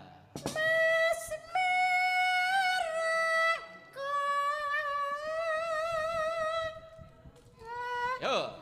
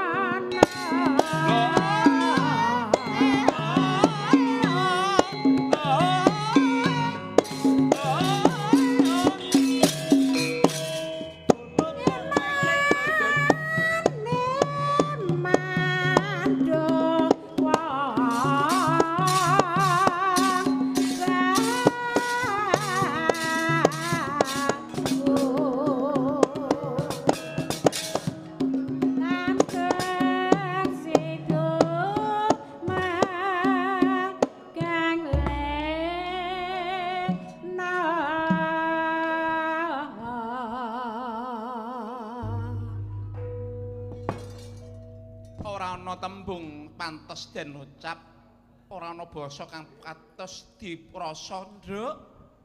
Mong tansah muji syukur ana ngarsane Gusti Allah Subhanahu wa taala sing wis malembarake nikmat sempat lan kesempatan lan mergo antuk taufik hidayah lan inayahe. Bengi iki kowe karo aku pinanggih marang keluarga agung ing Palembang kene. Iya, khususe warga agung ing RRI kene. Iya, Mak, iya. Wong urip ning alam donya kuwi wajibe pancen syukur. Iya, aja nganti waleh, aja nganti bosen. Muji syukur marang ngarsane Gusti Allah, manut karo agama lan kapercayan sing dipanut. Oh iya, Mak ya. Percaya ya, Nduk, wong angger kulino syukur, sing sapa gelem nyukuri nikmate Gusti Allah bakal ditikelake meneh nikmat sing bakal teka ning kosok baline. Sapa sing ora gelem nyukuri nikmate Gusti Allah, mongko siksa sing pedih bagi umat yang tak mau bersyukur. Iya, Sholawat sarta salam kunjuk marang Kanjeng Nabi Muhammad sallallahu alaihi wasallam sing dirantu syafaate fi dunya wal akhirah mengko amin Allahumma amin. Ora nyono orang legiwa sing dianti-anti ketekan sing dijongkok lakon, Nduk. Iya. Sing digagas nyun yaiku pepunden kula bapak utamane Bapak Untung wis kelakon tenan. Iya. Sing arep nggeret ak dhewe nang Palembang wis pirang-pirang sasi. Iya, tenan kok, Nduk, lek arep ngaturi utawa dawuh perintah karo aku ki wis pirang-pirang kok biyen ae. Angger kongkon tanggale tak bunderi batal, Alhamdulillah bengi iki saged pinanggih keluarga agung kene. Iya, Kula nggih ngaturaken gunging panuwun dumateng inggih menika ingkang memfasilitasi pagelaran wayang dalu menika inggih menika ing RRI Palembang menika maturaken gunging panuwun ingkang sampun kersa nguri-uri ngurip-urip budaya Jawi khususipun wayang kulit. Derek aturipun inggih menika pepunden kula kala wau inggihna kabit penyiaran salajengipun badhe pun tindakaken pahargya budaya-budaya sanesipun menika badhe lumintu saben taunipun mugi-mugi kaleksanan salis ing sambikala amin Allahumma amin. Mak iya. Iki kerjasama karo pepunden-pepundenku saka ing Pujasuma iya Pujasuma Kota Palembang. Iki diberkahi para pepunden-pepunden, para sepuh pini sepuh. Wah, jan Nduk, luar biasa tenan, Nduk, sing berkahi. Iya. Utamane pepunden kula Bapak Slamet ingkang kersa tebih-tebih saking dalem dugi mriki badhe ningali kula limbuk cangik saking lalatan desa mrika. Iya, karo pepunden kula wah akeh, Nduk, ra iso tak sebut siji pokok siji. Iya, engko ben diaturke karo pepunden kula Bapak Untung. Iya, sing baku bengi iki ajange silaturahmi temu kangen karo warga agung sing wis kangen tenan karo budayane dhewe. Wis mergo wis 2 taun ora ketemu karo budaya wayang kulit. Sing nyata tegese yen kulinane ra live streaming saka liwat YouTube ya iso ning bengi iki pancen diniati pengen ningali ak dhewe secara langsung. Iya. Iki wayang kagungane pepunden kula Bapak Yatin luar biasa elok. Nggone Mas Yoyo. Gamelane kagungane RRI dhewe. Iya, kowe iki diberkahi karo waranggana. Wah, luar biasa jan sinden berbobot kabeh ki, Nduk. Iya, wah jan sindene berbobot tenan luar biasa, 4 cacahe. Iya, jare kowe yo arep gawa siji. Aku ki arep gawa siji rada enom malah arep mangkat malah njrungup, lambene malah nyonyor. Ra sida mangkat ora sida. Iya. Malah nandalanku ndak malah dadi perkara, Nduk, wong wedok dhewe mongko lanangane 2 3. Iya. Maturaken gunging panuwun tamanipun punden kula Bapak Untung sing sampun kersa nimbali kula sak rombongan kula menika saking Laladan Kabupaten Musirawas Kecamatan Megang Sakti. Desa kula niku naminipun Desa Campursari. Desamu jenenge kok Campursari. Merga dumadi saka pirang-pirang etnis nang nggon aku kuwi, Nduk. Iya. Ana Jawane ya ana, suku Sunda ya ana, suku Pribumi ya ana, suku Bali ya ana. Iya. Kula desane diarani Desa Campursari. Iya. Campursari ora sore-sore neng latar akeh kancane. Ora usah golek masalah. Campursari. Lah ya ki mau ya Campursari ya. Iya ya. Matur nuwun wah jan pepunden-pepunden kula para yoga wah kangen tenan karo pepunden-pepunden kula ing Palembang Pak Deyatin ya nyatane iso berak kabeh ya wis sentosa. Iya wah jan sanadyan to yuswane do sepuh-sepuh niku wah enggur kon ngampleng gamelan hebat-hebat. Heeh. Yoga sakmene akeh kok le bagus Gur Mas Kujokotro.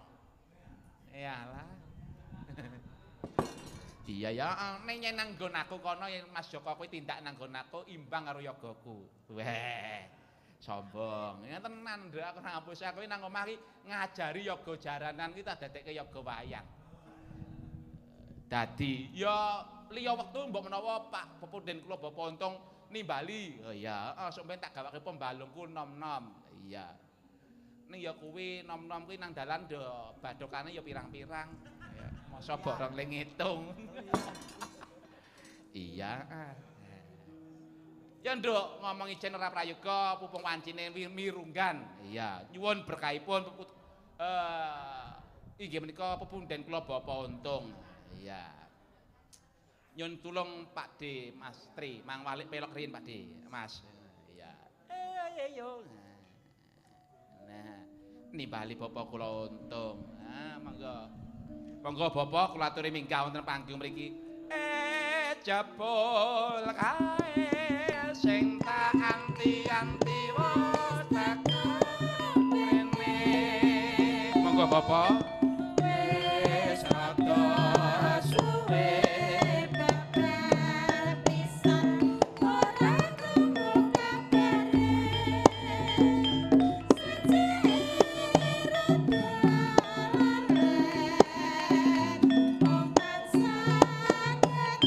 bekso Pak, gambyong.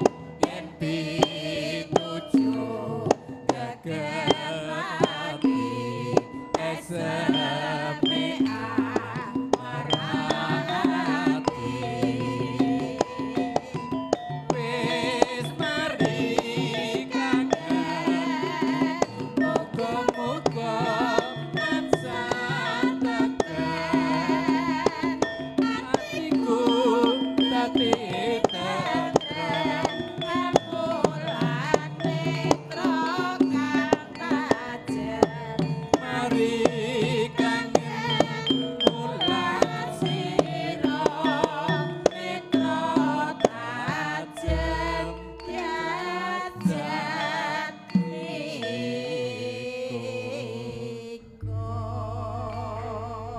Assalamualaikum Bapak. Waalaikumsalam warahmatullahi wabarakatuh. Wah, tembangipun mari kangen saestu nggih Bapak. Sampun kalih warsa nggih. Nggih. 2 tahun yang lalu saya kepingin manggil Mas Purwoko setelah manggil Joko Sunarno. Nggih. Nembe menika nggih. Nembe menika kelampahan Bapak nggih. Nggih, alhamdulillahirabbil alamin. Ngaturaken matur nuwun Gung Panuwun. Wah, Mbak Cange sudah hadir di Palembang. Ibaratnya kaul wis kelakon nggih. Nggih. Ing wekdal dalu menika langkung rumiyin ngaturaken Gung Panuwun. Kula nggih bahasa Indonesia nggih. Oh monggo. Biar mudah dicerna dan semua bisa mengerti. Bahwa acara wayang kulit pada malam hari ini kerjasama antara RRI dengan Pujasuma Kota Palembang. Oh nggih. Di mana Pujasuma Mbak Cange banyak kegiatan. Nggih. Rutin setiap tahun biasanya pada bulan Suro nyambut 1 Suro itu wayangan. Karena sudah menjadi komitmen daripada Pujasuma. Juga banyak kegiatan lain, ada arisan bulanan, kemudian juga pengajian di malam Senin, kemudian juga ada donor darah, ada juga arisan kurban, dan alhamdulillah tahun ini sudah 5 sapi barangkali nanti yang akan dibagikan untuk luar warga. Biasa. Ini berkat kerjasama di antara kami dan seluruh anggota Puja Suma Kota Palembang. Dan pada malam hari ini matur nuwun sangat terlaksananya acara ini kerjasama RRI dengan teman-teman. Yang pertama saya aturkan terima kasih untuk Mas Lasno Bagong, ini saya tunggu-tunggu belum hadir. Kemudian Mas Dedet Sugino, kemudian Mas Suyadi, kemudian Bapak Dr. Insinyur Warsito MP, kemudian Mas R. Sumaryono, kemudian Bapak Sukadi yang selalu mensupport acara ini, Lurai Kenten, nah ini dari sore tadi sudah bawa sampun lenggah ini luar biasa, matur nuwun Mas Wakimin yang selalu mensupport kegiatan daripada Puja Suma. Terima kasih untuk kru RRI Palembang, Bapak-bapak semua, dan perlu diketahui ini Mbak Cangi bahwa di samping itu Puja Suma juga ada sanggar tari. Oh, gak ada sanggar tari.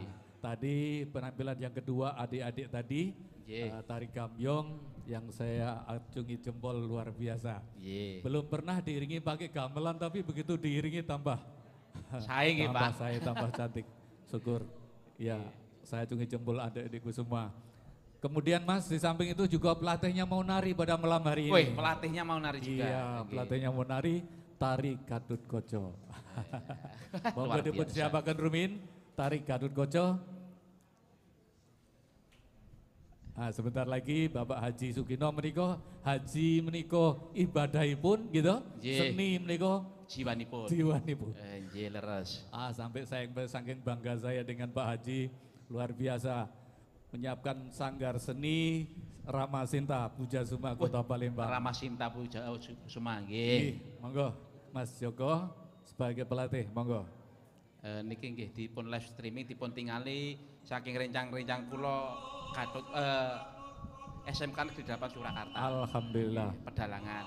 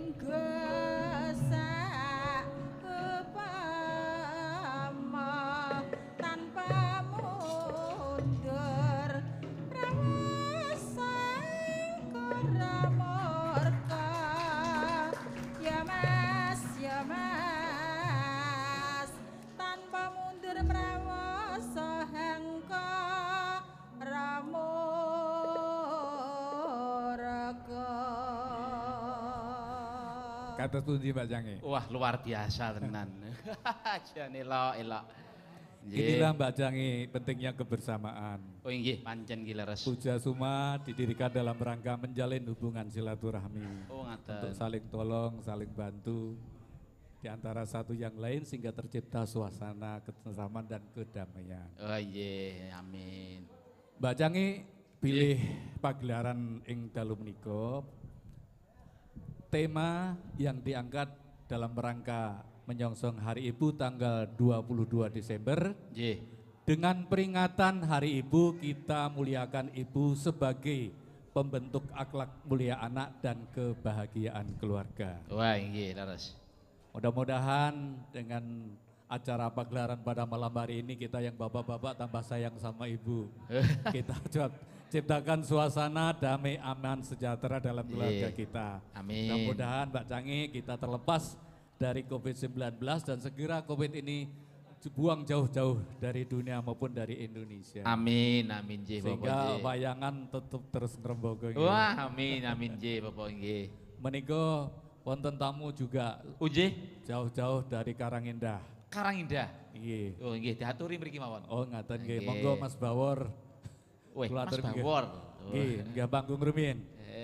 Saderengipun kula mangke menghibur teman-teman panitia. Support.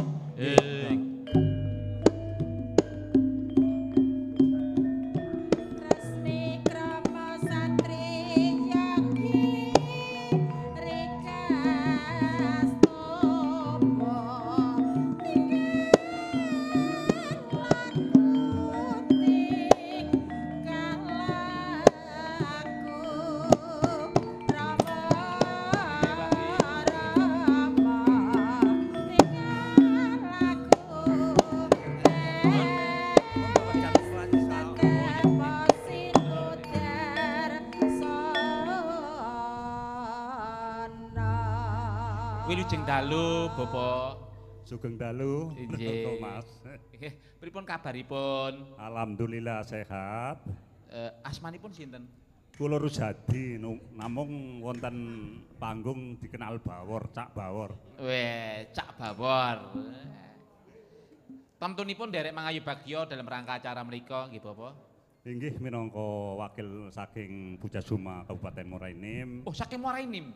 Inggih, kula saking Karangindah wilayahipun Muara Enim, dados minangka wakil kula diaturi sowan teng RRI mriki. RRI nggih. Mugi saged nyengkuyung derek mangayu bagya dene kawontenan para pelaku seni. Nggih. Mun dimik-dimik niki istilahipun pun saged wonten izin saking Depkes. Nggih, alhamdulillah saged mati Bapak, nggih. Nggih, tartamtu kula suwun pisumbang dana swanten kangge menika kathah ingkang streaming menika rencang kula dari Bengkulu nggih kathah saking Eromoko, Wonogiri, Boyolali, Piji, Kacangan dan sebagainya menika Ditjen Kemendikbud nggih nderek mirsani. Nggih. Nggih. Syukur. Menika di streaming nggih. Nggih, saking Jakarta nggih, anu rencang kula mugi saged ningali.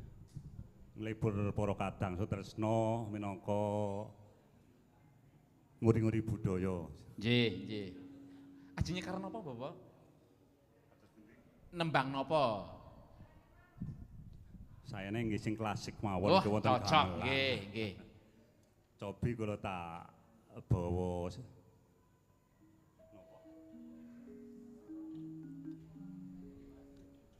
Pelok selindro. Neneng nonong. Napa? Alam Banyumas napa?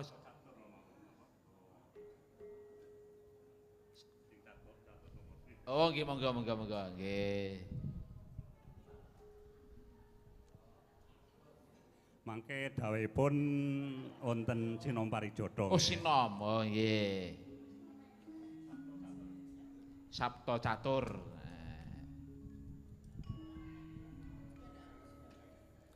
Sabto Catur Duka Soma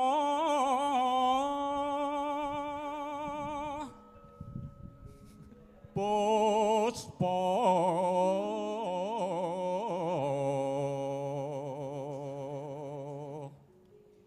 lolo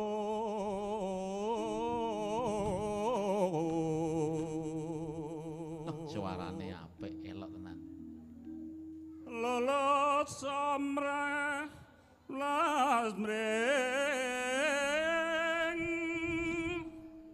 dasi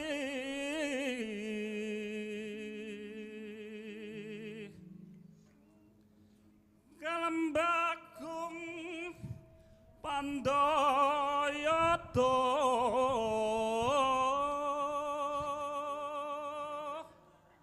mrapeng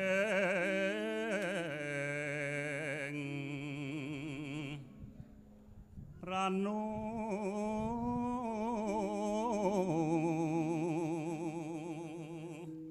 saking dalem sing nderekke sinten Bapak? piyambak mawon putra-putra kula sami teng Palembang tiga-tigane sami kerja mriki Wonten mriki sedaya. Oh, nggih. Monggo dipun lajengke. Ingkang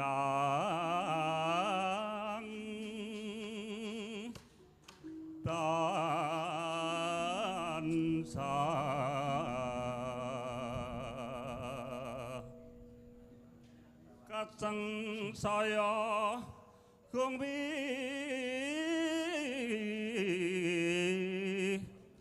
rano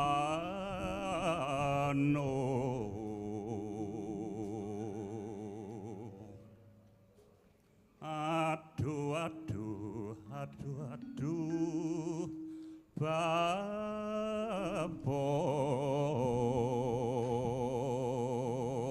babok leretno jiwa neng sun monggo jineman baya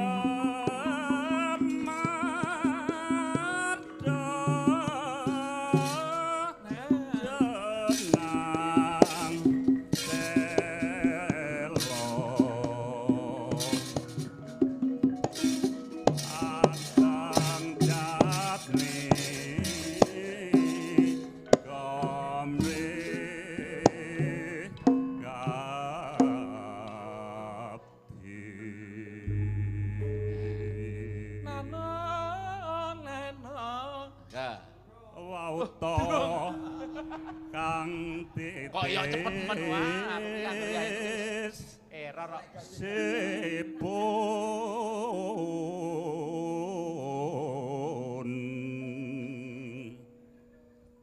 ya ayo kenya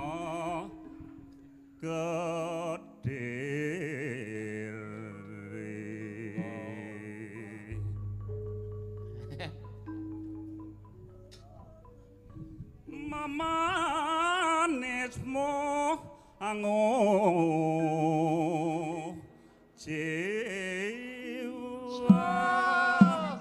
nang iman sing putri sing liwati kayane kumpul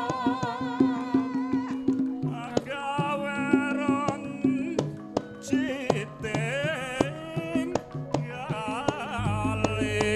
janji sabar menerake susun sawah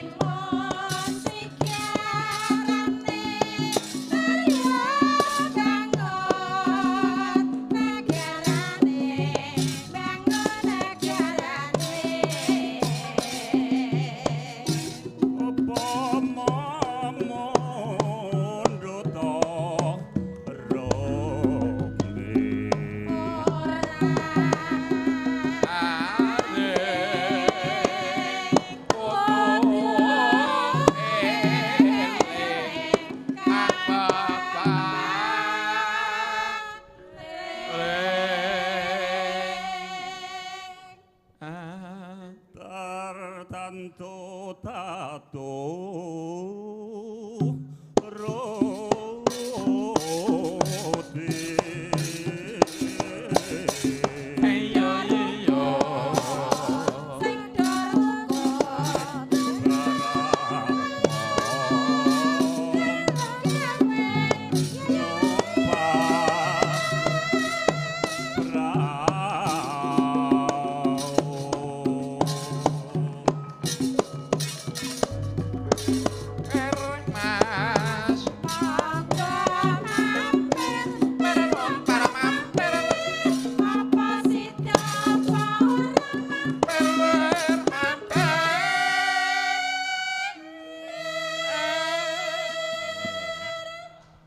Pinara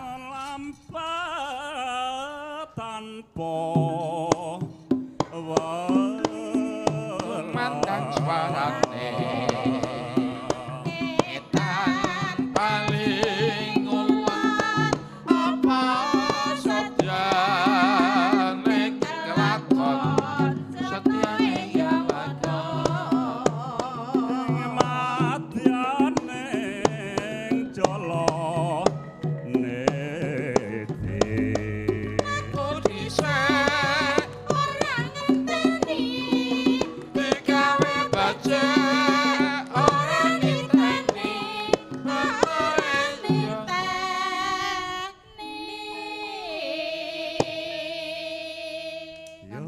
yo wong ayu. Yes. Temaga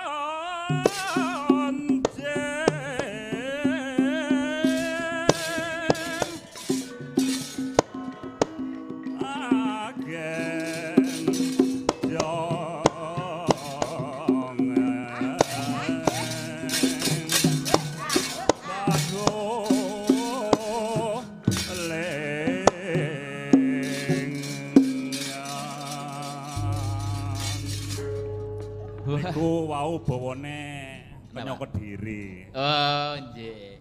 Cuma rada lali pas keri dhewe nggih Pak Daswar niku kudune ya tibane langsung sandak kendang langsung wong diajak jineman ya padha lali apa sindene iki. Wah, matur nuwun Pak Untung. Inggih, sami-sami. Nderek Mangayu Bagyo niki saged disengkuyung budayane, matur nuwun. Kota Madya Palembang pujasamane jos. Wah, pancen luar biasa kok, Pak. Nggih, matur nuwun nggih Bapak. Mbak Jangi. Dalem. Wah, matur nuwun. Ing wedal dalu menika ngaturaken gunging panuwun dumateng panjenenganipun Bapak Haji Slamet Somo Sentono Sarjana Hukum. Oh, nggih. Ingkang sampun kundur nanging tetep monitor melalui live streaming. Live streaming, oh yang telah membantu acara pada malam hari ini sehingga acara bisa sukses. Oh iya, amin. Sugeng dalu Pak Demoyo. Ini juga pemerhati pecinta pengembang budaya. Wah, Pak Demoyo tindak mriki. Menika Pak Demoyo. Wah, nggih, matur nuwun. Wah, Dek wingi pun pesen kali kula. Dek, sesuk yen mayang nang RRI, aku tak jaluk serampat. Ngeten niku. Oh, ngeten. Nggih, mangke panjenenganipun kalian Mas Sujito mangke serampat. Kalian Mas Sujito. Oh, nggih. Langgong rumiyin menika kula badhe maos menika Bapak Dr. Insinyur Warsito Magister Pertanian. Nggih. Menika wonten dalem live streaming ing dalu menika. Wah, luar biasa. Ugi paring dono kangge pelaksanaan ing wedal dalu menika. Wah, alhamdulillah. Nah, nika nyuwun wuyung nggih tak bawani. Wah, nggih, monggo. Mudah-mudahan pas. Nggih. Rembulani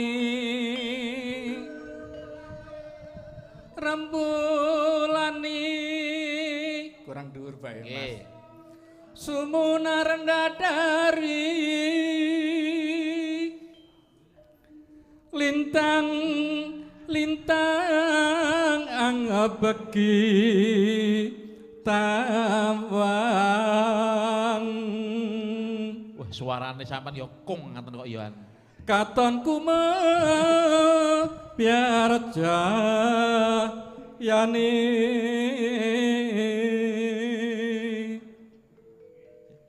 wanciratriwos laro swara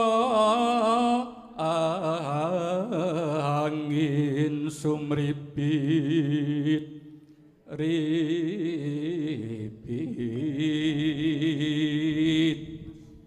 sayang gegerit manah ingkang nandang uyung ayonan ketaman loro asmara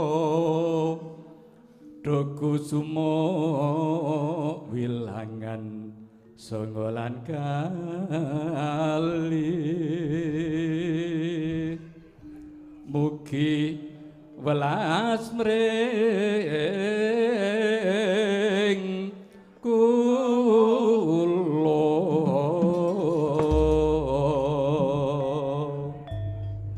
sak langgamipun Bapak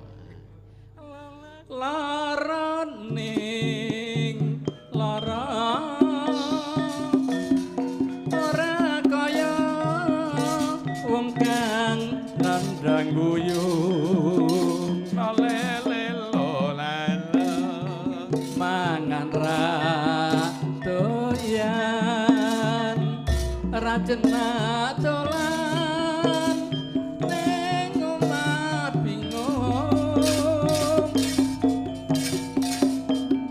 wong kudu weruh wate ngati doku sumbo ayu apa ra pangangen aku awakku sing kuru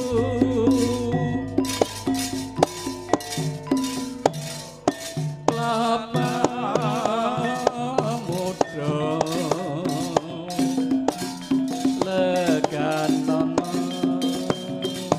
gonku nandang pranta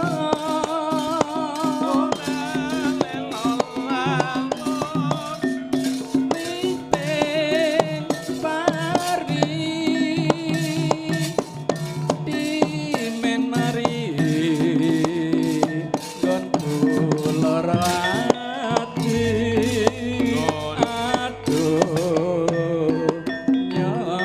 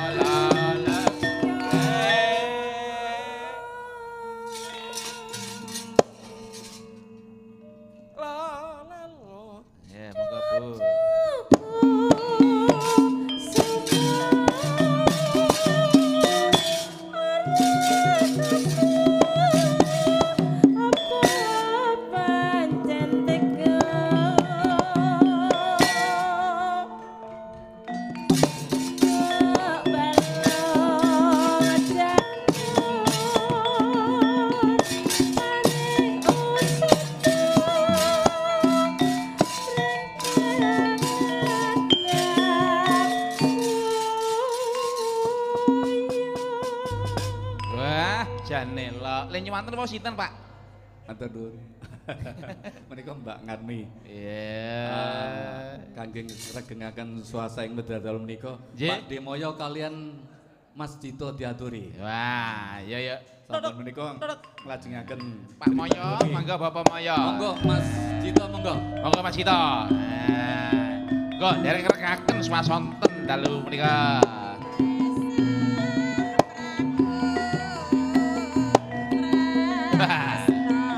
Monggo Mas.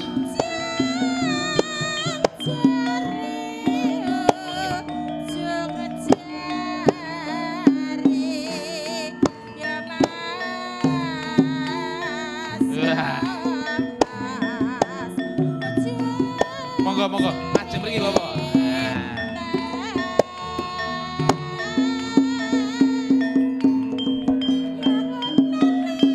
Monggo Pak Bawor. Monggo, bicara mriki.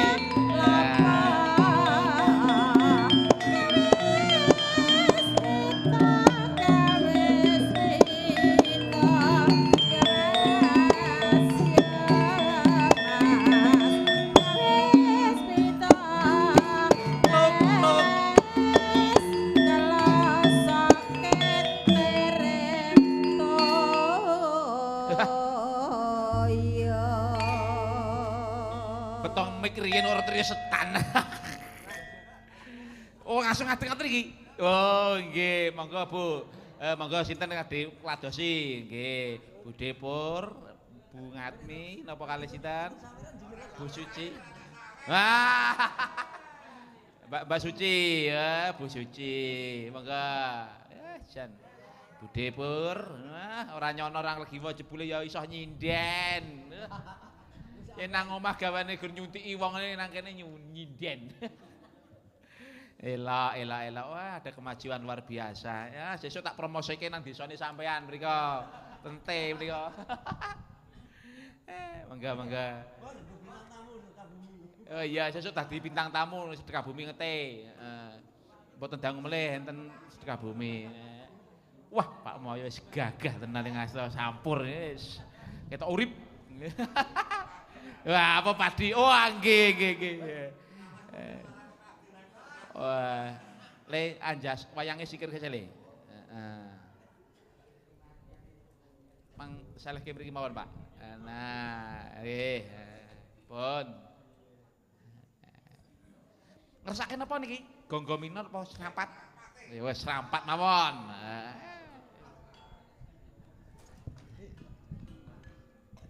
Sampan nyinden nggih Bu. Nggih, mriki ling nyek beksa.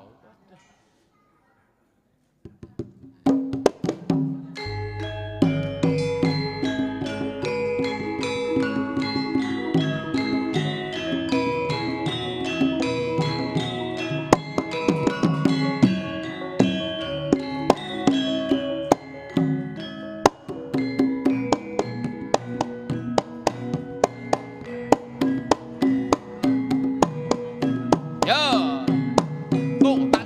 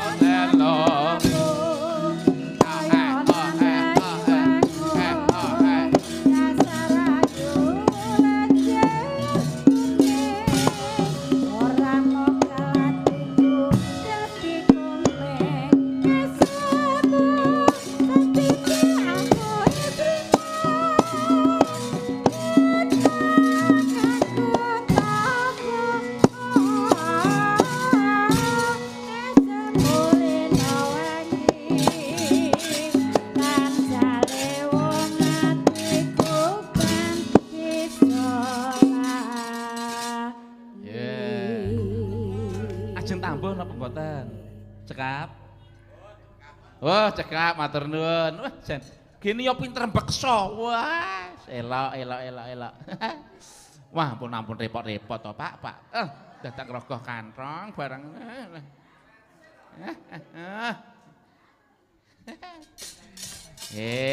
Cunduk laris, matur nuwun. Nggih, tombo kangen.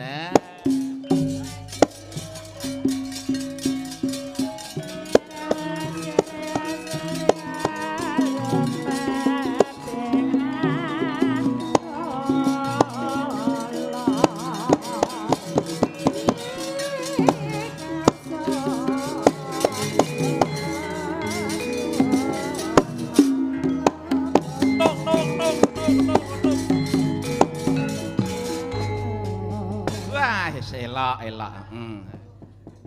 Jebul ya pinter-pinter beksa lho budhe-budhe sinden iki wah jan elok wah jogetane apik-apik. Budhe Pormati ya le joget ya wis luwes. Le ndaplang rada kedunguren. Nganti ketok kiai mulune. Ya wah jan. Ya, kripik gedang kripik telong sithik edang maton rata dipacutke engko nggon gara-gara sing wancine omber. Ya mengko mergo pepundhenku Raka Mas Kuncung urung tak beksa utawa urung tak nembang. Ya engko diaturi engko nggon gara-gara ya. Pacutke laku dhisik ya, Nduk. Iya. Sang Pate Sikra Mranata Paris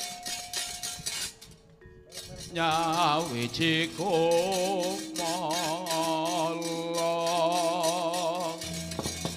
Sampiak kumuro swarane pinarung krapyak watan kadhe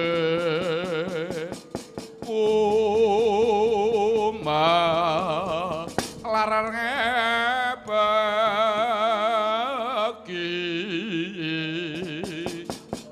surai kumuro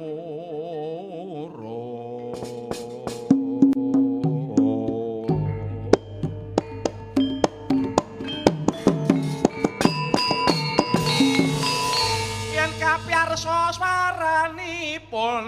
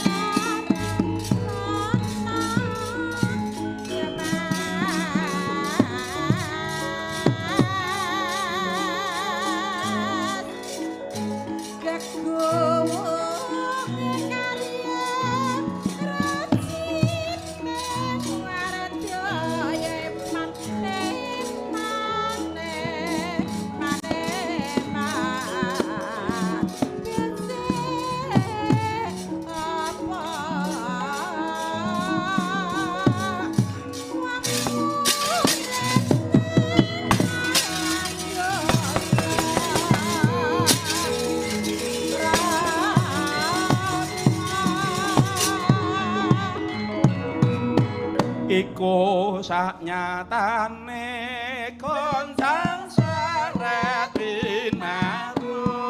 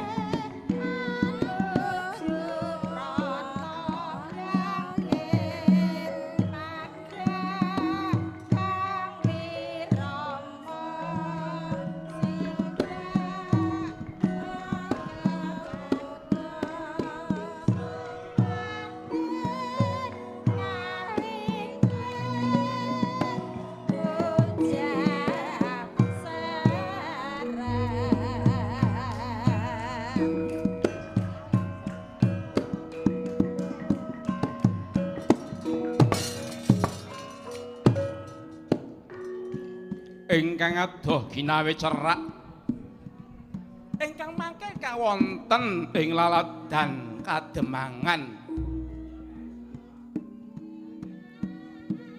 ing Kademangan Manahilan sinten to ingkang nedeng lelenggahan kula menika dawarnane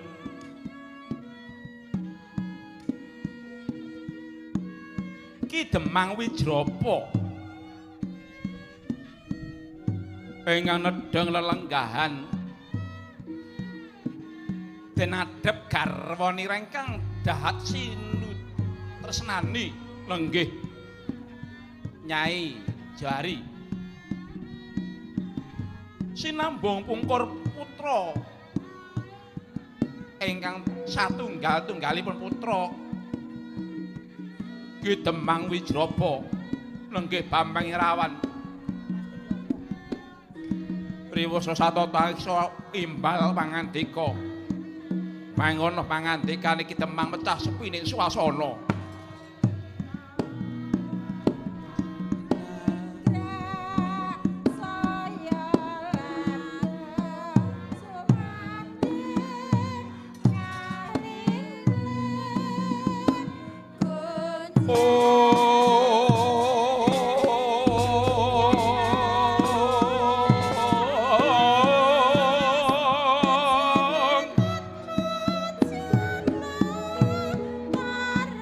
Soroti pandan sumo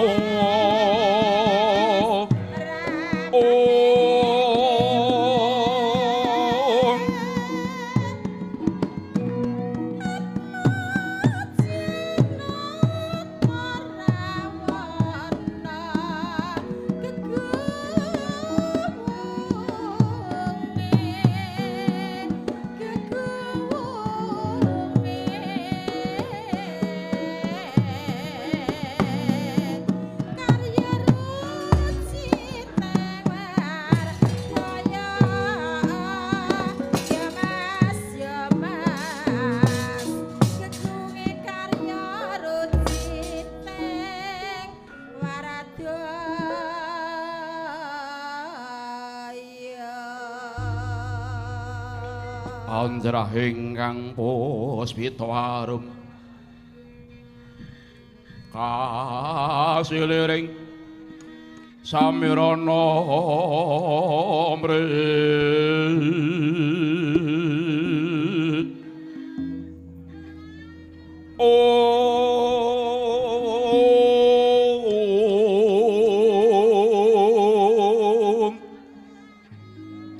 sekar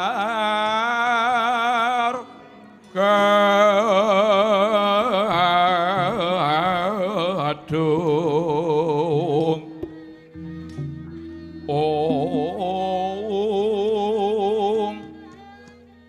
ngas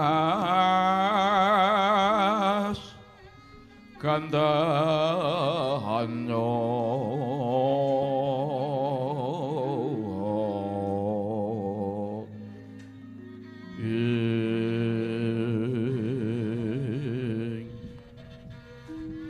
aweh raras renaning driya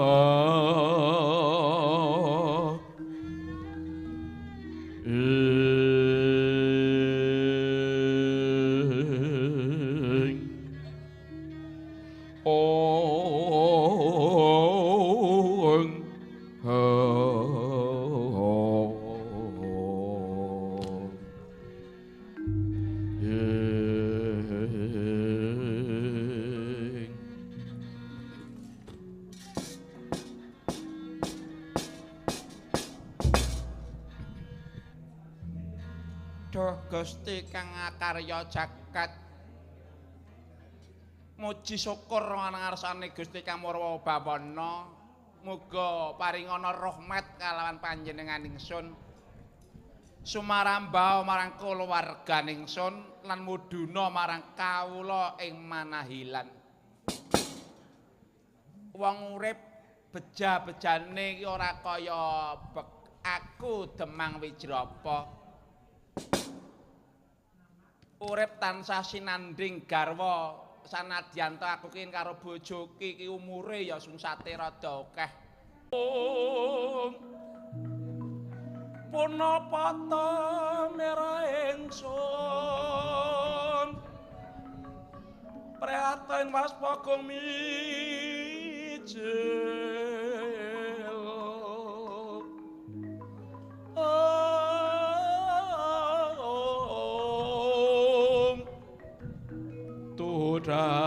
tanpa karya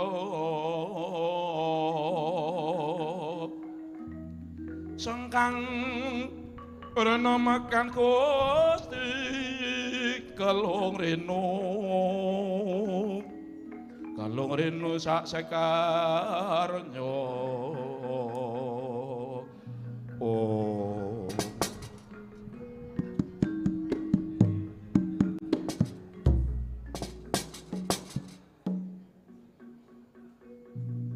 Demang, ampun Paduka Ki Demang ingkang kedam dados dhaharenipun Prabu Baka kula kemawon Ki Demang. Ampun Paduka menika awon tanpa ugi dados pengayomanipun titah tiyang ingkang mapan wonten ing Manahilan menawi Paduka pejah sinten badhe ngabadhe ngayomi dhumateng para kawula ing Manahilan Ki Demang.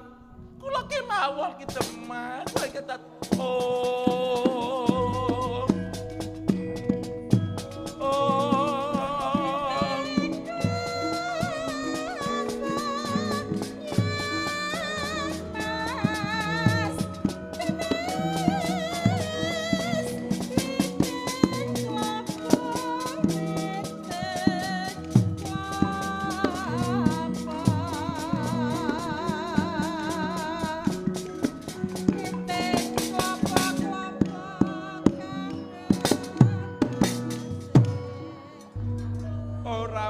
ayu wis tekadno aku wae sing mati ya wong ayu. Aku tak ling dadi pakane Prabu Baka ya kuwi wong ayu. Boten Ki Demang. Ampun Paduka ingkang pecah kula kemawon Ki Demang. Paduka ingkang kedang latosi dhumateng para kawula ingkang Demangan menika Ki Demang yen Paduka pecah lajeng sinten ingkang badhe ngayomi dhumateng para kawula Ki Demang. Demang Ki Demang. Oh Rama. Kula kemawon Rama ingkang kedah dados dhaharanipun Prabu Baka Rama. Kula mawon Rama. Kula ingkang dereng gadah tanggung jawab Rama, kula tak sing pecah Rama. Ora nger aja kowe sing nangis ikhlasno bapakmu aku. Aku tak njaluk pamit wis tanda dikondeli. Ampun Ki Demang, ampun Paduka ingkang mlampah Ki Demang, kula mawon Ki Demang, Ki Demang. Bapa kula mawon Bapa. Kula ingkang mawon ingkang dados dhaharanipun Prabu Baka Bapa. Wes. Kowe sedo nom-nom bapak bale wis tuwa. Aku tak ling tadi pakane Prabu Baka wis ikhlas ya Nduk. Rawan titik mbokmu ya Le. Ampun Paduka, Temang. Ya sampean ngatur teges tega kali kula ki Temang. Kula boten saged ngayomi para kawula ing kademangan wonten menawi Paduka katon kula iki. Kula boten mentolo Paduka ing pecah ing Temang. Walah, lah. Lelakon Pak kaya ngene Rama kula mawon Rama.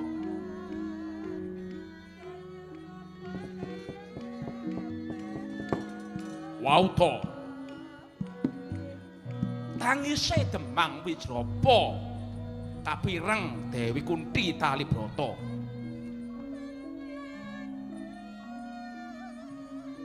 Tuwuh raos trenyuh Dewi Kunti. Giya anyangut astanipun ingkang putra Raden Bratasena. Kakanthi majeng manggi gawat Temang Wijrapa. Ayo Nger Bratasena gawe ayem swasana ing kene Nger.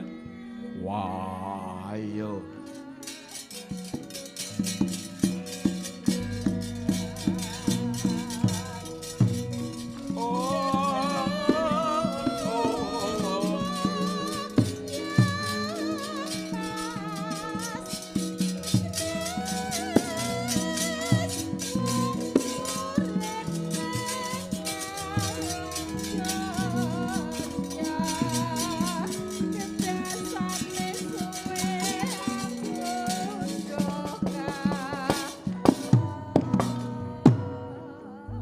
Anakku Bratasena. Wah. Babu Kunti piye? Uripku karo uriping para kadangmu sawetara diayomi karan Demang Wijrapa ana ing manah ilen kaki. Iya. Urip ing alam donya kudu mat sinamadan daya dinaya ya Nger. Apik-apike manungsa kuwi kang bisa migunani marang manungsa liyane kula. Tulungana Demang Wijrapa kula. Tulungana ya Nger. Bantunen bot repote Demang Wijrapa. Wah, iya Babu Kunti aku manut Babu Kunti. Iya, aku tak sing matur ya kula. Ki Demang Wijrapa. Wonten dawuh Gusti Ratu Ayu Kunti Talibrata. Wis aja susah atimu ya Ki Demang. Aja cilik atimu Ki Demang. Wis dadi prasetyaning Dewi Kunti marang anak-anakku kabeh. Saka tarima kasihku marang Ki Demang Wijrapa ingkang wis kepareng sabiyantu ngayomi paripapan lan paridhahar marang para putra Pandhawa. Aja cilik atimu. Aku sing bakal paring pitulung marang kowe. Anakku wae Biji Bratasena wae pakakno karo Prabu Baka. Boten. Kula boten kersa kados mekaten menika tanggung jawab kula. Kula boten kepengin ngembet marang tiyang sanes. Kula ki apake kang kudu nindakaken Gusti Ratu. Ora Ki Demang. Wis to manuta karo aku payamana manah ilan ben anakku si Bratasena iki sing dadi jago utawa dadi daharane Prabu Baka. Napa saestu Gusti Ratu? Ya lair lan batin anggonku bakal sabiyantu marang jeneng sira Demang Wijrapa merga sira wis ngayomi marang aku lan anak-anakku. anakku kang saguh dadi daharane Prabu Baka. Tembang Wijrapa pancen bener ature Babu Kundi. Aku wae sing dadi pakane. Dadi pakane Prabu Baka. Ah, batobat. Gus Ayu, matur nuwun Gus Ayu. Ah, Gus Ayu. Matur nuwun Gus Ayu. Matur nuwun Gus Ayu. Tak jantung mateng kula Gus Ayu.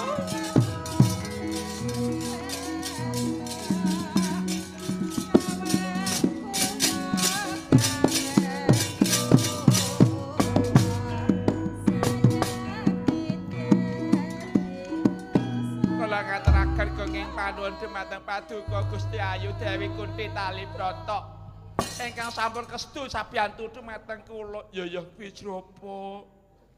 Sing gedhe atimu aja kuwatir ya Ngger, aja kuwatir. Anakku iki engko ora bakal didhahar karo Prabu Baka, yen perlu malah Prabu Baka tak sirnakne saka muka bumi kene. Wah, menawi mekaten. Nggih, maturaken gunging panuwun. Ngaturaken gunging panuwun Gusti Ayu Bratasena. Wah, Prabu Kunthi piye? Aja kesuwen tumili tindakno. Tembang Wijrapa wonten dawuh Raden. Adate piye anggone nyugukke aku dadi pakane Prabu Baka. Prabu Baka menika sok kulina nyuwun pangapunten kedah diborehi salira paduka ngangge inggih menika boreh rujak-rujakan. Mbokne wonten dawuh Pakne mundura kowe gawe bumbu rujak-rujakan. Wis taken dawuh. Ya kono gawe bumbu rujak-rujakan nang kono. Nah kowe digawe bumbu rujak engko disuguhke nyang kene ngono. Nah, kono kene. Menika sampun. Niki Raden Bratasena niki boreh sampun kula caosaken badhe kula olesaken kalih sampeyan. Mengke kula aturaken dawar paduka dhumateng inggih menika Prabu Baka. Ya yen pancen mengko ayo metu njaba borehe awakku nganggo bumbu semak racik metu dina iki aku njaluk pamit tak temonane Prabu Baka. Nggih, matur nuwun kana mbokne borehe awake Raden Bratasena iki njaluk pamit ya Kakang.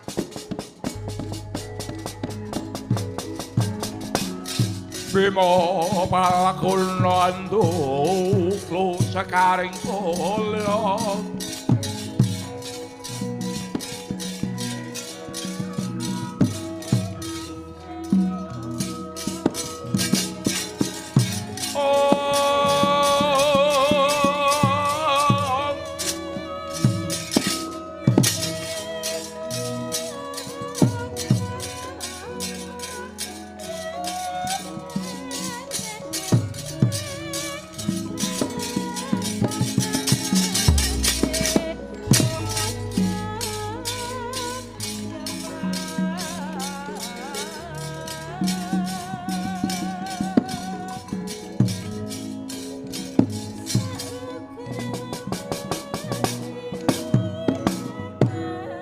Anakku Bambang Rawan wonten dawuh Rama.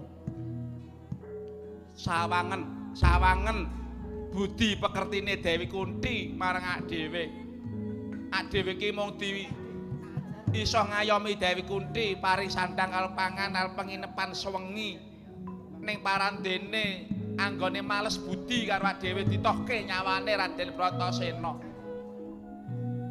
Apa rasa kagung bebudene becik Dewi Kunthi kalan anak-anake anggone sabiyantu marang dhewe. Lho, dhewe iki mung ndak bantu sewengi wae kok kono nganti bantu soroh nyawa. Kena nggo tuladha, Nger. Raden Bratasena budal ana ngeka cakra. Wong liya wae bantu lila dadi daharane Prabu Baka ngiklasake nyawane. Nger. Bantunen anakku lanang Raden Bratasena. Nggih, nyuwun tampeng pangestu Kanjeng Rama Demang Wijrapa wedal mangke.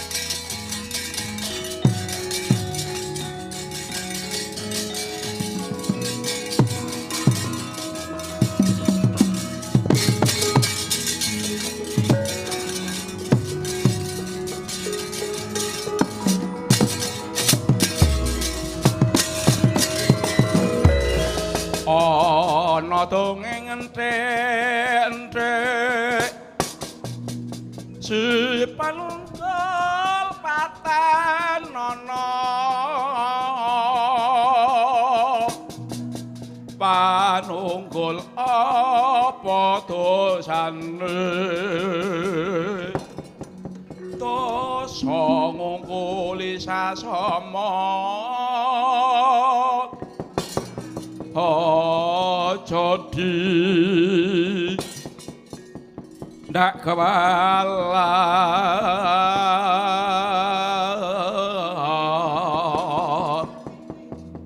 lah iya bener kandamu lali sumber kadiwasan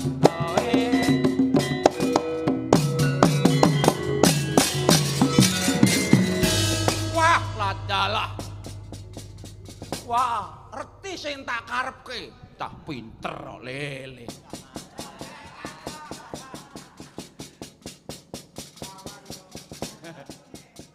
wah sujune aku le balung ya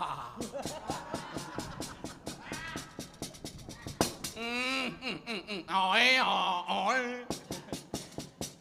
sapa kowe sapa aku Bambang Rawan Atmajane Demang Wijrapa wah kowe sing tak goleki kowe lek tak goleki kowe sapa kowe sapa kowe tekon karo aku iya tepungno iki Sentana Raja Ngeka Cakra Temanggung Tirtakarna Temanggung Tirtakarna Tirta kuwi banyu Karna kuwi kuping di banyu sing mili kok kuping iki lho cahe goleki bapakku arep apa rene Demang Wijrapa kan manut karo tang ngarepku tak srimbunge sikile tak bandane tak tangane tak gutu gele gulune ben didahar karo ratu Gustiku Prabu Baka jangkemmu waton ngucap lakon ratumu dahar marang wong tuaku yen iso klangkai bangkene Bambang Rawan lho koyo wani karo aku wani apa piye apamu sing tak wedeni awakmu gur sakmono iki gur tanding karo damu iki lho Sentana Raja ten karo diapormu tak grayang ira pecah siramu aja celaku Tirtakarna cangkeme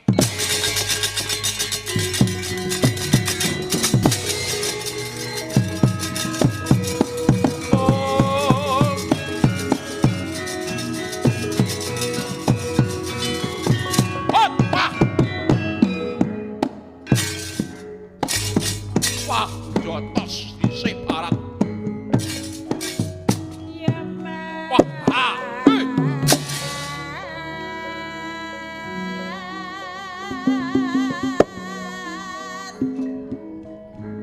seblakno dadamu.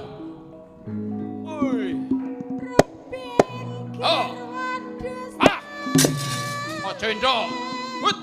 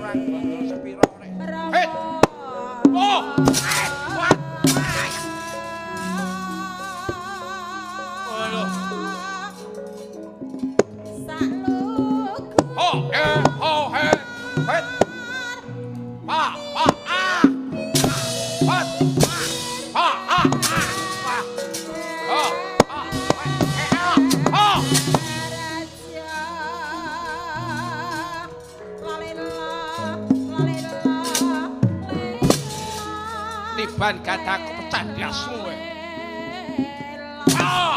iki jalurmu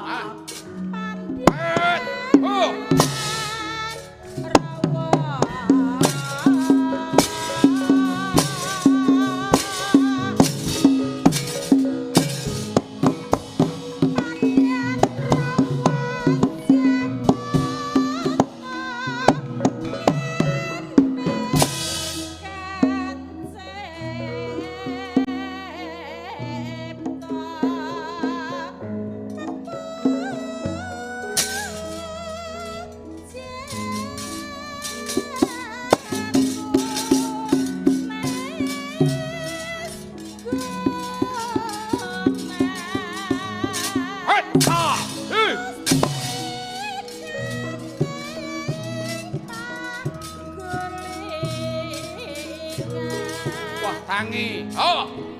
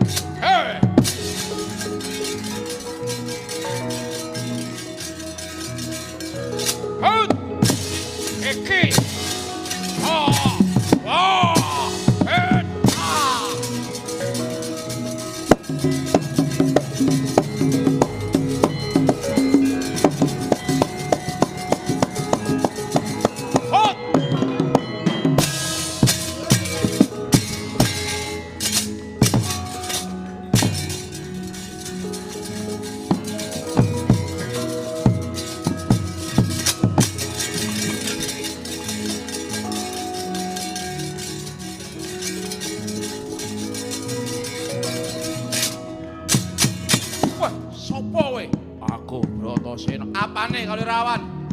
Dudu sanak, dudu kadang ningin mati melu kelang. Wah, sedulure. Ing kene margane patimu. Jajalan. Sak. Wah. Wah. Wah. Wah, atos. Geger. Hot.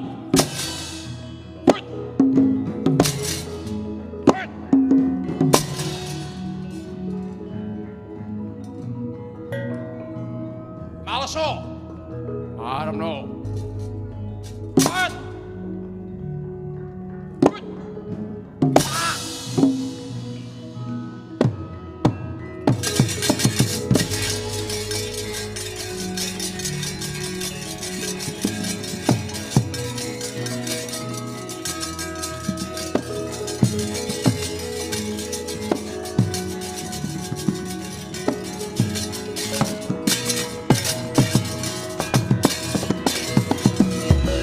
Kala kengriya mangungkung kanduhan remang lirena tanpa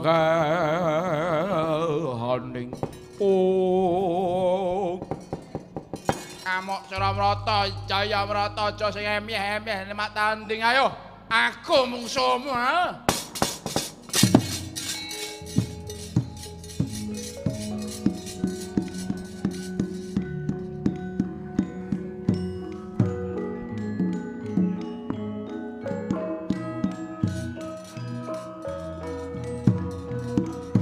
Balkon mantul sekaring kolyo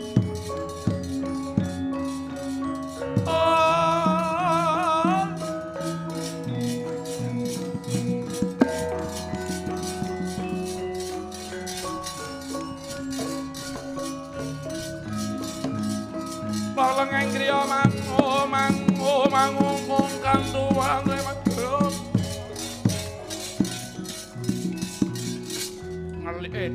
double.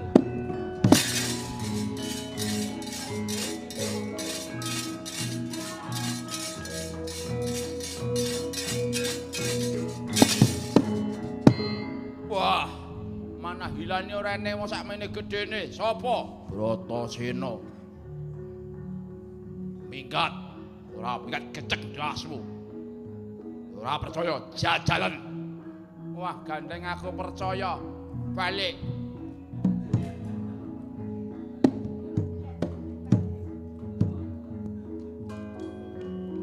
Ada yang dimulai. Apa yang mak tompok wis dibayar mau-mau ae.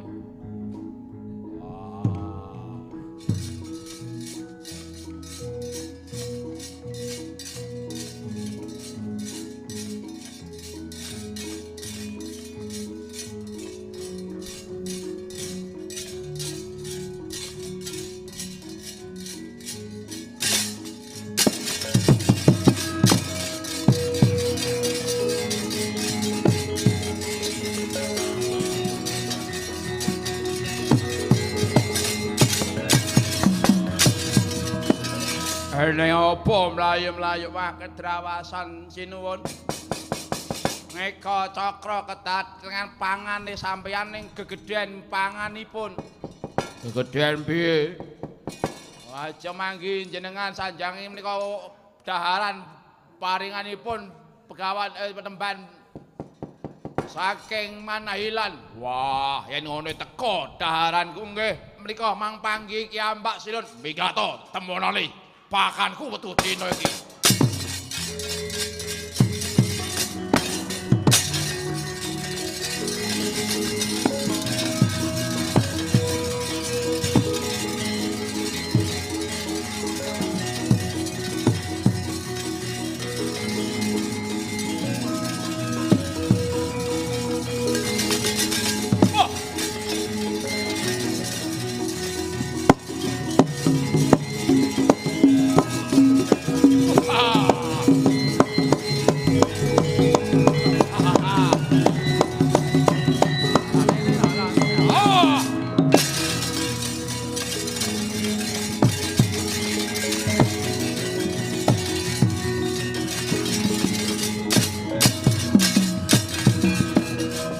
palguna kandul sekaring tulya katon nagan nira kumambang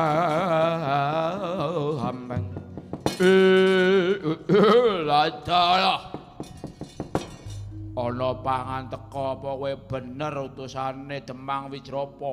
Wah, pancen bener kandhamu. Aku iki calon panganmu saka Kademangan Manahilan. Wah, wah yen mangan sakmene iki wis cetha wareg tenan 3 dina ora ngelih aku. Payuh pupune wineh pupune buh gedene. Mangan sitok mesti mele-mele aku. Wah. Ora usah dadak kesuwen arep panganan ning aku njaluk tulung. Piye? Lehmu mangan aja nang kene. Nang ngendi? Ae ning alun-alun Nika Cakra. Wene ana pengumuman warga Nika Cakra. Ben do nyawang caramu mangan karo aku. Oh ngono. Ya pancen meng ngono. Yen ngono njaluk tak umumke marang aku iku wargaku Nika Cakra anggon kemangan dapurmu. Ya. Mulih tindakno kadadi panyuwunku. Belum. Panten dawuh. Rene. Ya ini barang kaya diceliki ngapa? Wektu dina iki nuthuk tambur tengara nganggo ngumpulke kawula Nika Cakra. Nggih, ageng nggih napa? Aku pengen mangan daharanku sing sakmono gedene ning kudu disawang para kawulaku Nika Cakra. Wis cetha innalillahi iki kok. Kowe ndongake aku mboten. Wis ndang umumno.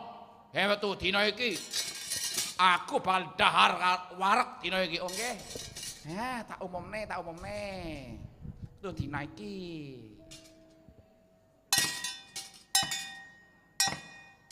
Pengumuman warga Nika Cakra dong nglumpuk rene, eneng bantuan ki, bantuan murah. Eneng sembako murah rene ndelok ratu Gustine ndar mangan kok mbobok yen turah dibagai turane. Pengumuman selesai.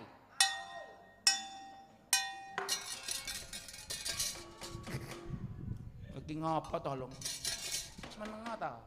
Aku iki lagi pengumuman karo warga Nika Cakra. Oh, pengumuman kok nuthuk ya apa-apa. Ora eneng piringan ngene iki. Ora nggo piring apa? Ora. Oh, ya wis. Empal, Gus. Ayo, wektu dina iki ing kene margane pati. Ora minggat kena tanganku, langsaran dasmu maju.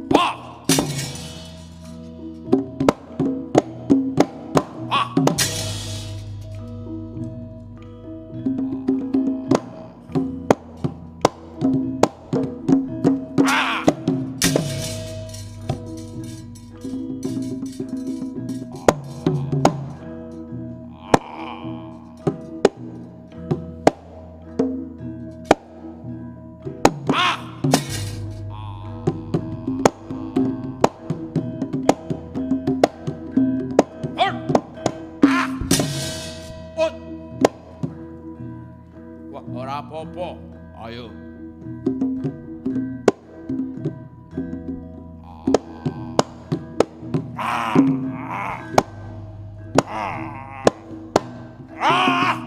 Wes jan.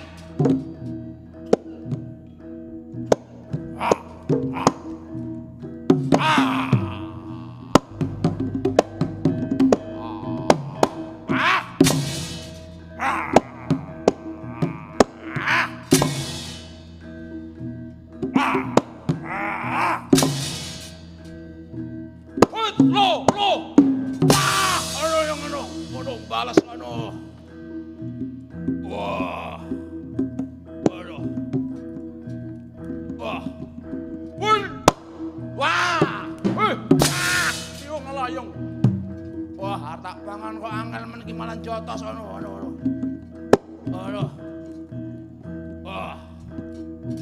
Iya. Hot. Hot. Iya. Ono. Iya ngono. Wah. Wah. Loh, yo mati tenan aku.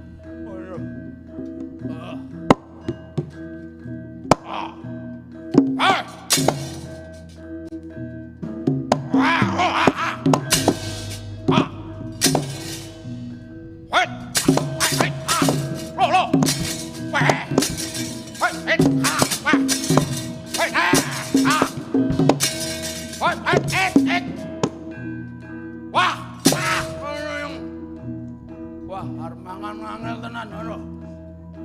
Oh. Iya. Wah. Wait. Wah, ayo yang. Aduh. Wah. Wait. Ah.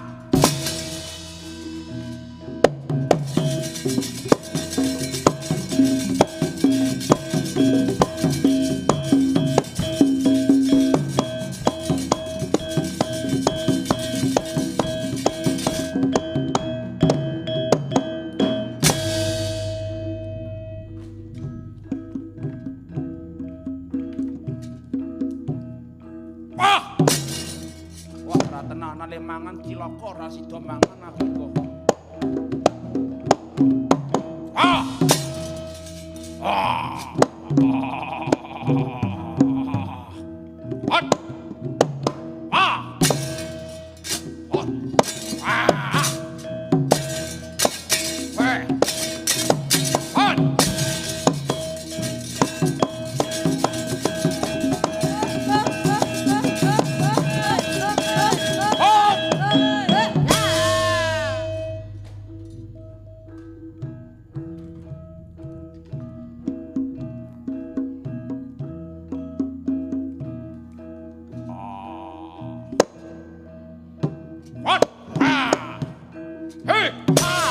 Ambruk weh. Iki dalan. Hut. Ya.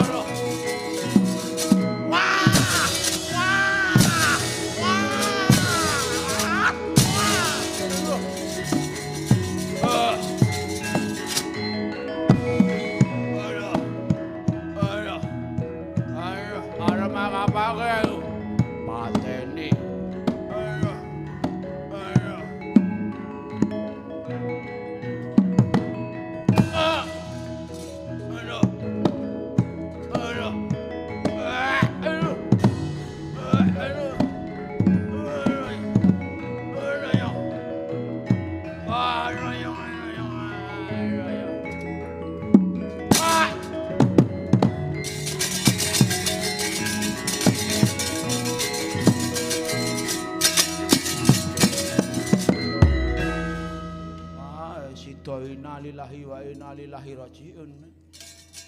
Ora sida mangan kok malah mati. Aku mbiyen ya tau lho gak arep sida mangan iku nang anakku ya tau aku. Mangan apa? Mangan iwak rebutan karo anakku aku. Lah iki yo piye wis piye digotong go bali ya dirukmi kok ayo.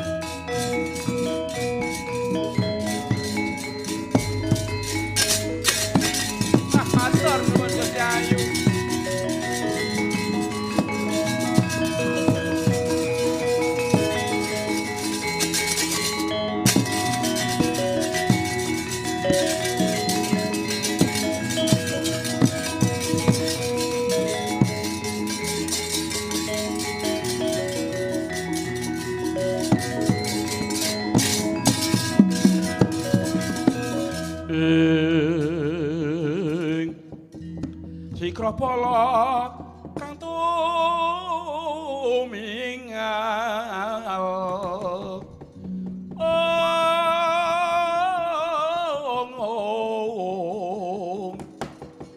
Prang campo saminge tali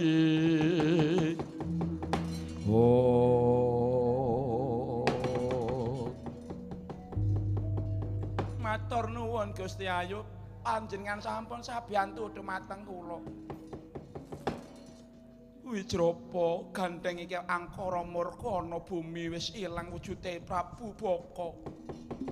Eka cakra muga-muga manggiya rahayu salawase ya Wijrapa. Wah matur nuwun Gusti Ayu. Yen pancen mangkono gandeng wis rampung paripurna darmane para Pandhawa aku tak bajutke lagu. Lho badhe tindak pundi? Aku tak nerusi lagu karo anak-anakku ya Wijrapa mboten dipun kraosaken mapan wonten mriki. Wis Wijrapa njaluk dongamu wae supaya aku karo anak-anakku ledha ing karya.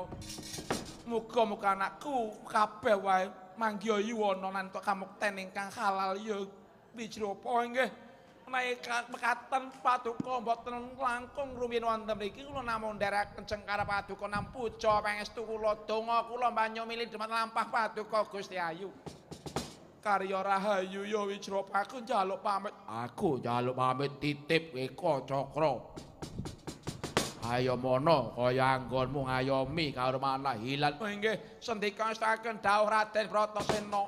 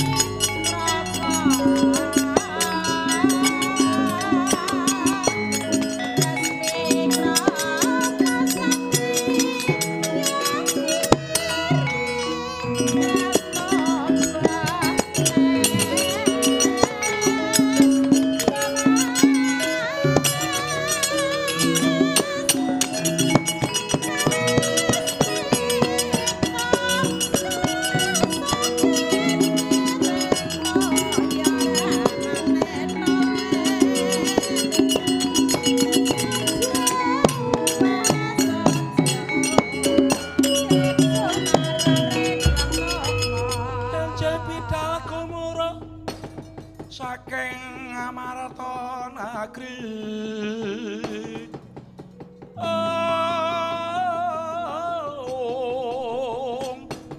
kung ingkang balakuswa Prabu sananira lir sarya wadalira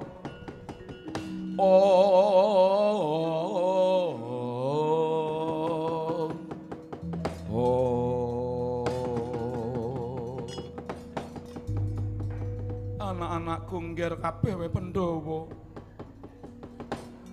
pancen wong urip ing alam donya kudu gedhake labuh lelapetan kang utama ya ngger aja mandeg mung sak menanggon mutet widarma ayo ngger mbacotke laku muga-muga kanthi lakune dhewe iki minangka dados lakone para Pandhawa tembene bisa entuk kamukten kanggo sira kabeh anak-anakku ya ngger ora dadak sira aja dadak mikir warisane wong tuamu Prabu Pandudewayana wis ben dinggo mukti wibawa karo sedulurmu para Kurawa ngger ayo golek kamukten dhewe kula monggo Ibu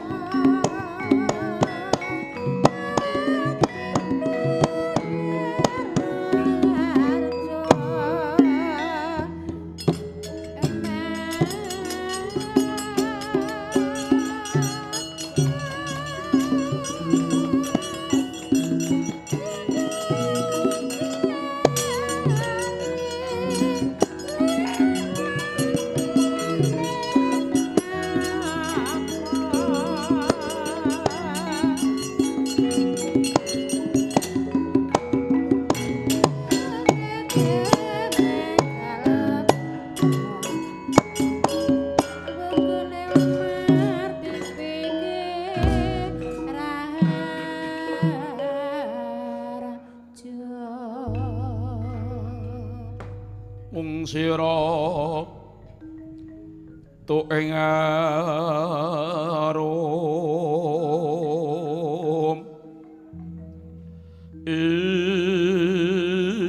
ilening manis hamblap barang ringkang sipto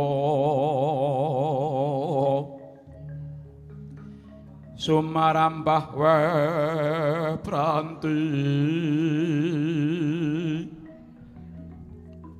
Roma saping tias mawe kung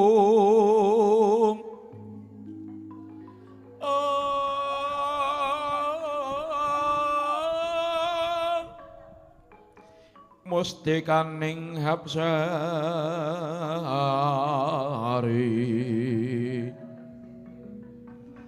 patine anggung ngayung-yung madu ning malat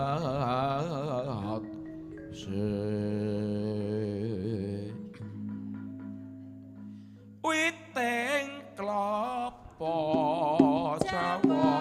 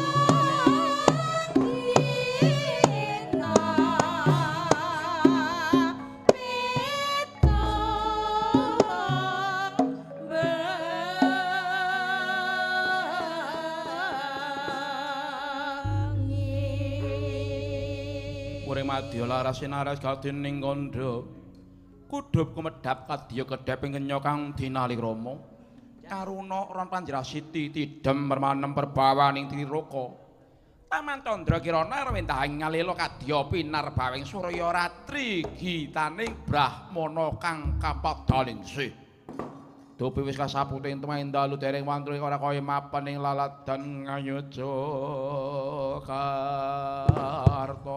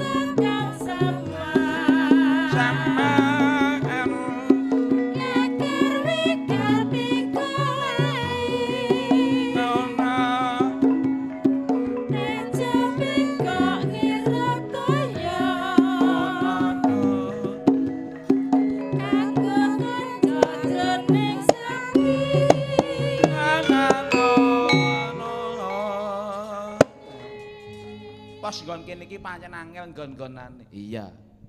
Kendangane angel, angel. Arang sing iso. Iya, aku ya ora pati iso. Iya. Aku takoni, aku muni sak gelemku dhewe. Bicarane kancane iki ben melek, ben kleru-kleru tak golek nut dhewe-dhewe. Yo, nana. Petis manis yen ngucap sing anone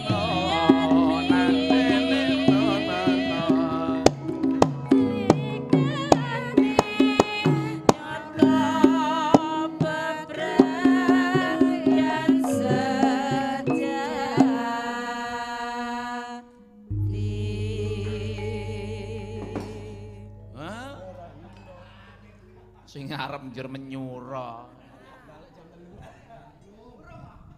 Iya apa to iki kok wis njaluk menyura iki? Oh delokne Mas. Iso kowe Mas Joko iki mong. Selak mulih iki peh bojone apa piye? Iya. Alhamdulillahirabbil alamin, puji syukur ana ngarsane Gusti Allah Subhanahu wa taala. Mas Gareng Dik Bagong. Iya. Iya, Truk. Iya. Mergo antuk ridhani Gusti Allah, kowe karo aku lan kanca warga ing laladan Palembang kene. Nuwun sewu, kula niku ajeng mestani niku nggih bingung. Niki jane rombonganipun naminipun napa to niki? Rombongan niki namine napa niku? Paguyuban iki ra yo macam-macam ya, Truk. Lah iya. Oh. Nggih kula niku nggih enten paguyuban Surawirang niku nggih enten. Sukar Maju niku kathah. Iya. Suranedha waton wani mangan. Iya, ora ketang mbuh gaweane. Bakune wektu dina iki Mas Gareng karo Dik Bagong dhewe temu kangen karo warga sing wis sawetara taun. Ora pinanggih alhamdulillah pinaringan bagas waras kabeh sehat kabeh sekabehane amin Allahumma amin. Muga-muga para pepundhen-pepundhen kula para seniman seniwati pandemen budaya tansah pinaringan dirgayuswa amin.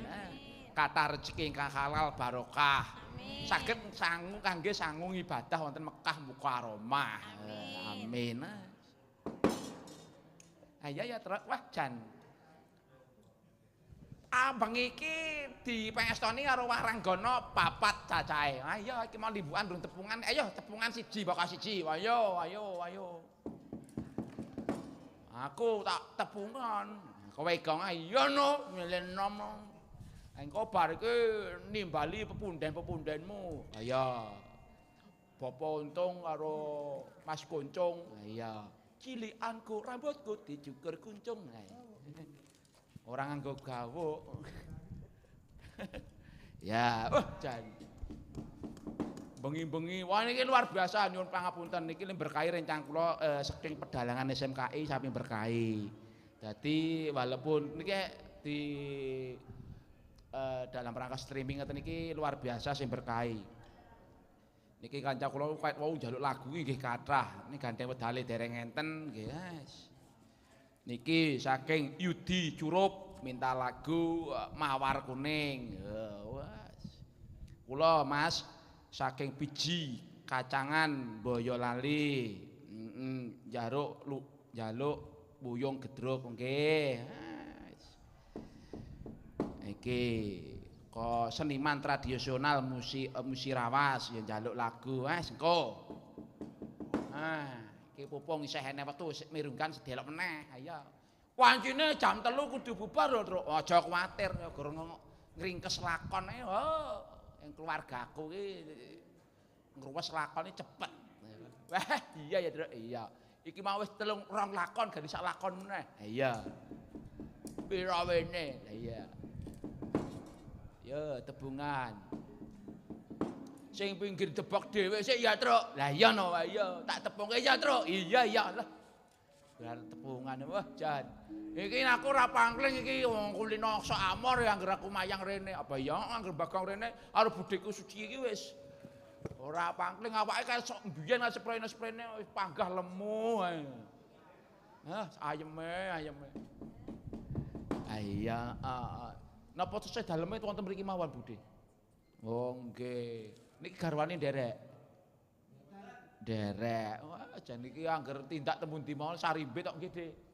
Alhamdulillah. Dituntun niku napa pun mboten saged napa-napa? Oh, kanggo tuntunan. Tak kira iki dituntun.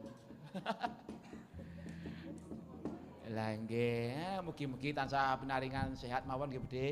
Kathah rezekinipun saged pinanggih sanes wedal. Amin. Nah, lha sijine iki aku urung tau tepung iki aku. Nyuwun pangapunten Budhe, asmanipun sinten? Dalem. Asmanipun sinten? Nami kula. Nggih. Surti. Oh, ngaten kok.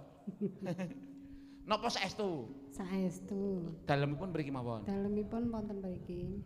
Oh, daleme mriki mawon. Banyuasin. Oh, Banyuasin. Nggih. Oh, tebih berarti kali mriki. Setengah jam. Wah. Nggih. Setengah jam luar biasa. Kok ketinggalipun ning kula niku ora di dereng pati tepang. Napa sampun dangu dados seniwati? Lebih belajar nggih sampun dangu. Oh, sampun dangu kok lebih belajar. Anjir. Wonten campur sari menika badhe belajar nderek. Oh, nderek nggih. Kula nggih nembe sinau. Matur nuwun nderek berkahi nggih, Bu. Nggih. Jan. Nah, yen sijine kae iki aku ora pangkling rasa tak omongke iki wong nggonku. Kok pindah rene ya. Kepengin meningkatkan sumber ekonomi, Truk. Nang ngete ora payu ya. Lah ngapa lha nyinden? Iya, pindah rene golek pasaran. Ya budheku siki keluargane maniak wayang tenan, Truk. Ya Budhe Pur nang kono kuwi angger wayangan mesti keluargane budheku iki. Iya ya, heeh. Luar biasa saiki gelem dadi seniman benjing menawi ndek iki kok nyewu ra wayangan sampean. Mboten. Oh, coba wayangan jenengan nyinden dhewe ngoten malah gayeng. Iya. Masul ten ngete kapan? November ndek wingi nika. Oh, November. Benjing ngaji ngeten mboten acara medal. Kadose Maret. Oh, Maret. Oh, nggih. Mampir nggih tenggene lilik kula, ampun tenggen kula. Insyaallah. Nggih, adoh ngen kula niku. Nah. Matur nuwun nderek berkahi. Patonipun teteken tekun ketekan Kang Dinayuh nggih Budhe, sinau ampun kendel semangat optimis mawon nggih. Nggih, amin. Ah kula niku melu seneng sampean iso nderek berkahi kula niku wah ayem kula rasane. Nggih kula tesih nderek ajar niki kok. Oh napa nggih? Nggih. Nggih, matur nuwun Budhe. Ingkang setunggal. Asmanipun sinten Budhe? Nggih, nderek tepang Mas Gareng. Nggih. Kula nek Pak Yoga Westani niku jengat. Weh iki. Jengat no napa jengat ni? Jengat mi. Oh, tak kira jengat no. Ade dasar kan jengat no. Dalemipun pundi? Mriki mawon. Oh, mriki mawon. Lho kok Nggih. kula mboten nate perso yen jenengan ngasta sinden. Kula mboten nate metu. Oh, metune ten jero. Teng wengi kula. Oh. Kula niku ora seneng metu. Kula seneng kula tak lebokke. Montore. Matur nuwun. Nembang nggih, Mbak, Bu. Nggih. Jenengan ajeng nyekar napa? Monggo kula borongaken.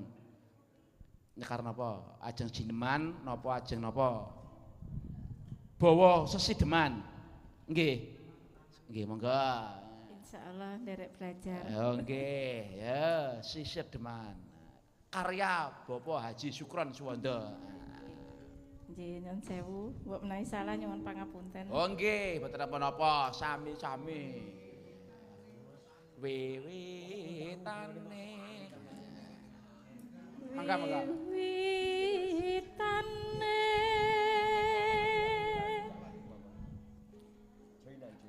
Anderek sang pekeh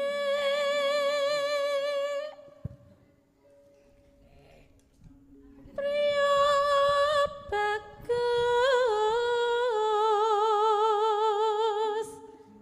kang olah budaya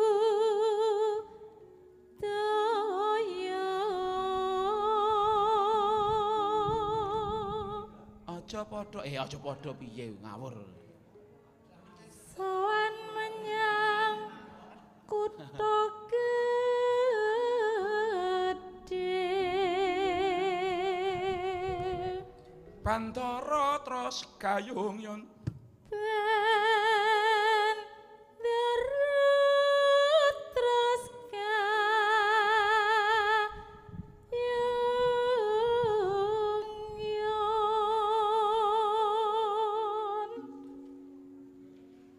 selendang kuning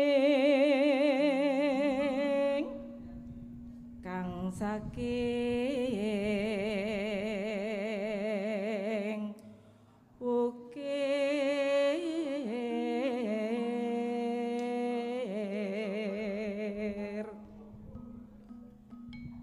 Nano suwara kurang permono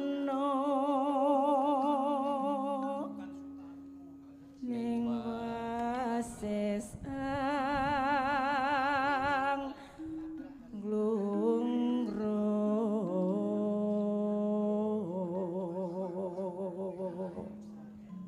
Hanonan anglungro marang bendara sang ayu pijer ngincangke alis niki langsung niki lagune nggih. Bawane tok. Nggih. Mboten sak lagune. Nggih sak lagune. Oh, sak lagune. Nggih. Terus tresno ya. Terus tresno sesideman.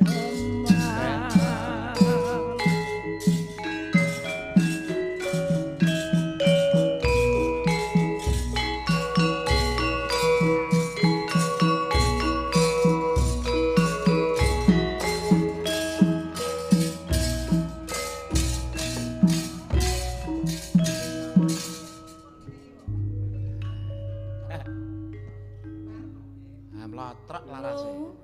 Luwe bace. Luwe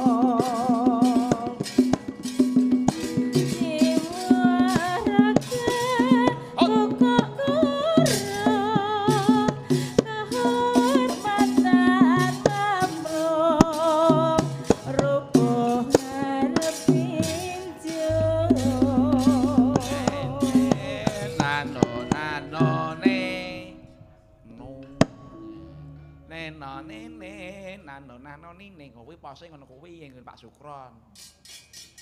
Iya. Nano neno urip ana kutha gedhe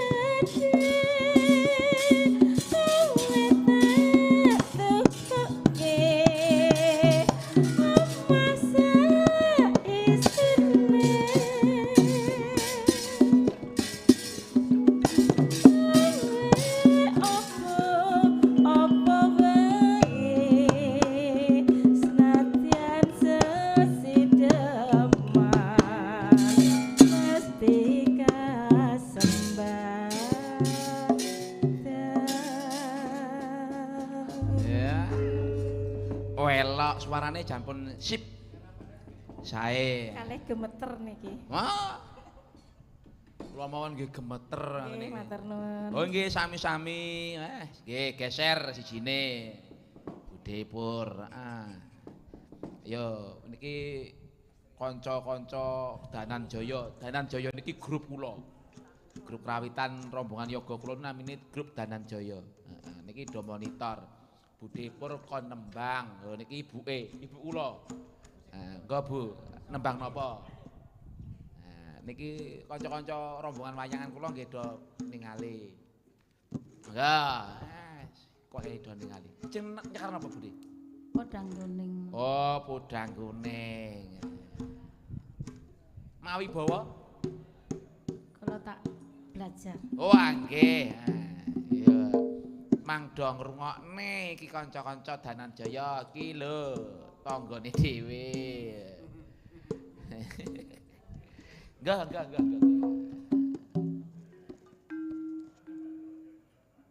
Bawanipun apa pucung? Napa sanes? Oh, pucuk. Sepuro ndono. Nano nane. Nadyan wujud temung peksi. Nadyan wujude mung manuk. Oh, manuk lho, Truk. Lah iya. Aja disepelekke, Truk, manuk. Lah ya aja disepelekke. Nggo.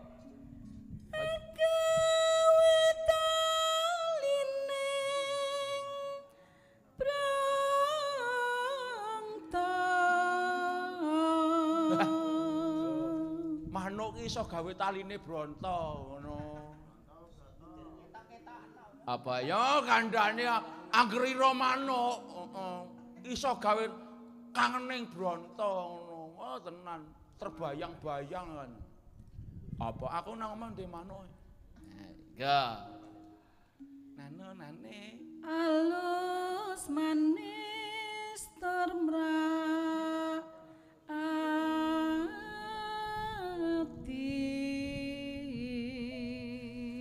jenengan teh marai bawa sinten? Sinten sing marai? Pak Tri. Sing marai bawa sinten?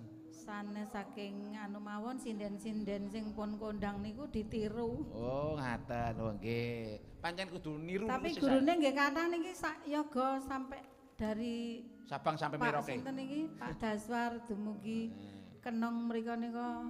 Dadi gurune sampean kabeh. Selamat Mas Pak Giran terutama sing rajin SMS kan sinau. Lah nggih. Semangat. Yo bacute.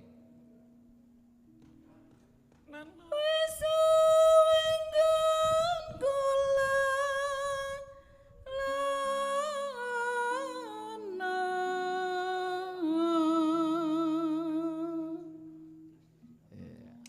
Anggolek isi podang kuning.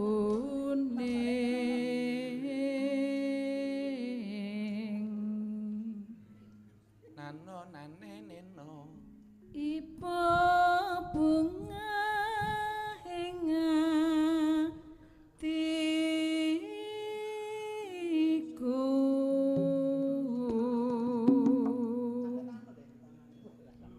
nyanding bisa dadi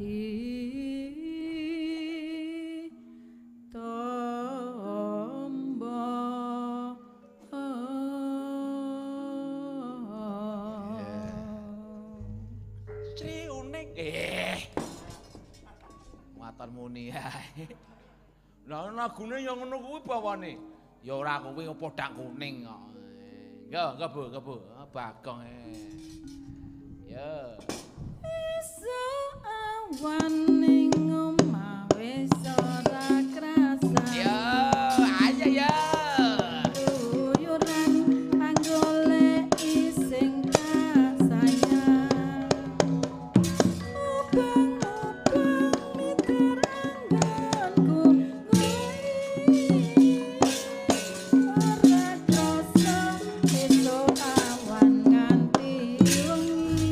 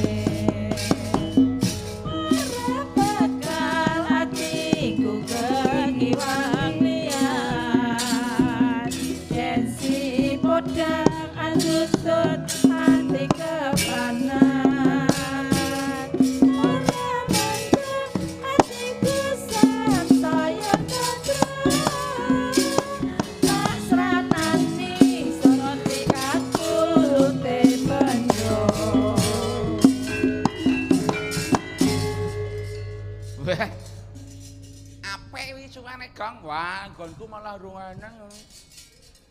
Nggonmu ki enenge apa? Ah, apa iki? Go koleksi. Ya. Oh, klerek sitok neh, Truk. Ya. Monggo Bu, ajeng nyekar napa? Non? Oh, nggih. Mbok ngangge mic dadi kula ben krungu. Nyuwun Sri Uning. Oh, Sri Uning. Oh. Nggih.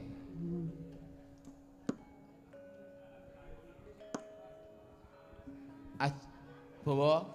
Oh, nggih, monggo. Sinebut. Sinebut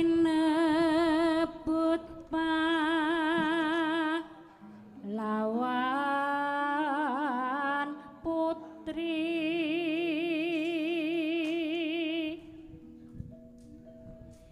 Sri Uning Mastika Toban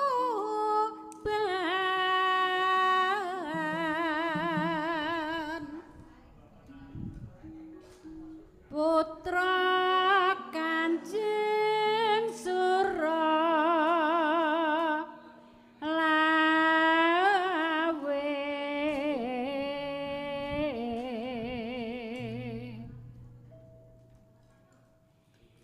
Tekena jagne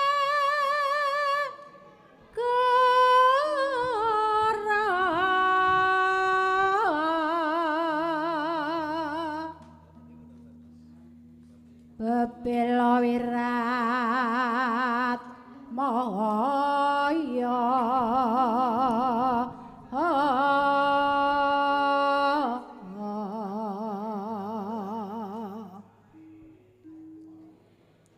tan urung Sri Uning gugur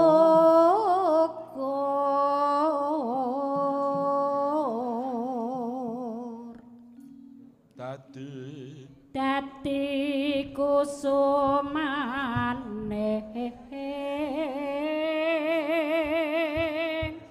bangsa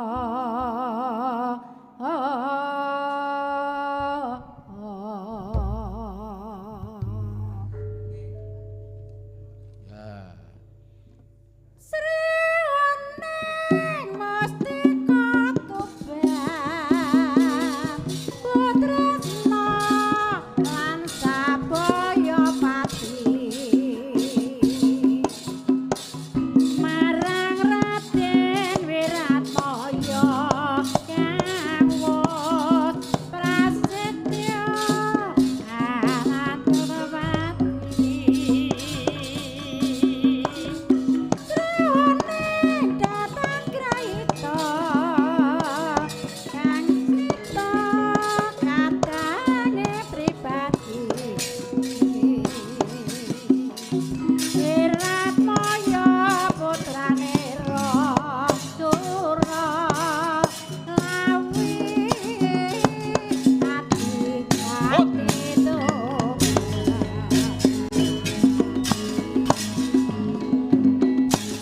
Sri Uning putrane Adi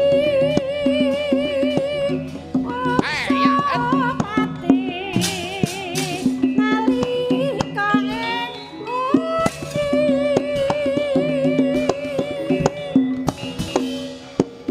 kepupuhe madya raga Lubang tanding lawan Inaciko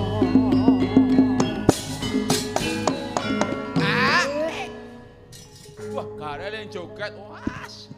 Kule ngendang jan elok iki. Iya. Iso sepel karo kowe diomong. Wes, ki mau elok to. Aku ki nyambut gawe wong karo sapa-sapa iso kok lelen. Oh, gambyong mari kangen ngendang wong loro dak jalan kowe. Iya. Ngono rokoke bagane daerah dinehke aku. Iya. Yo.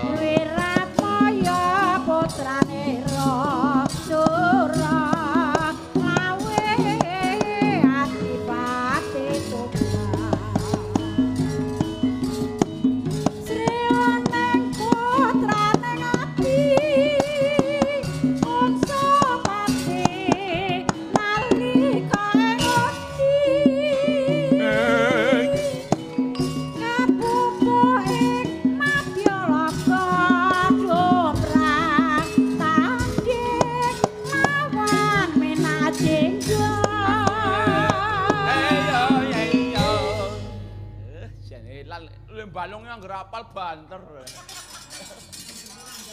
Pager ora apal, Bos. Nuna aro nunu, iya. Nuna itu ora pati anu, nunu. Ya, lelo. Tresnane wirat moyo. Enampite nerara sriwune. Senadyan wegasane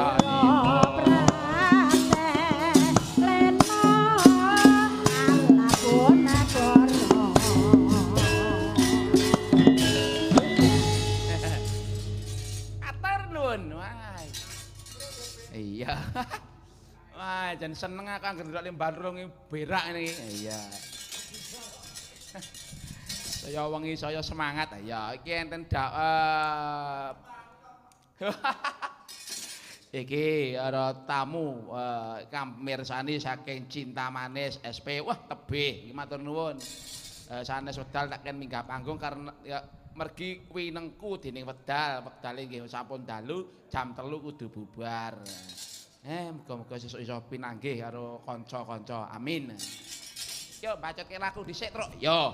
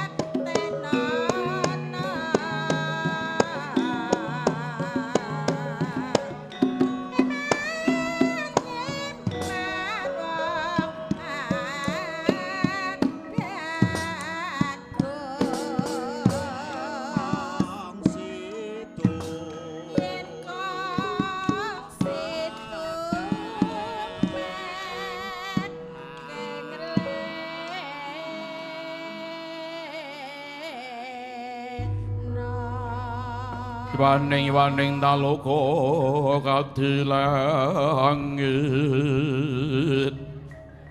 mampeng tanpas bulan pamandika ong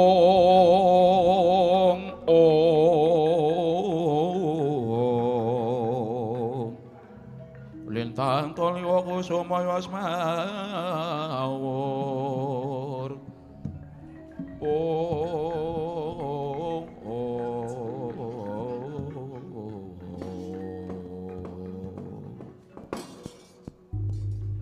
Om awi genang astu nawasi dam skaring bawana langgeng Om Swastiastu.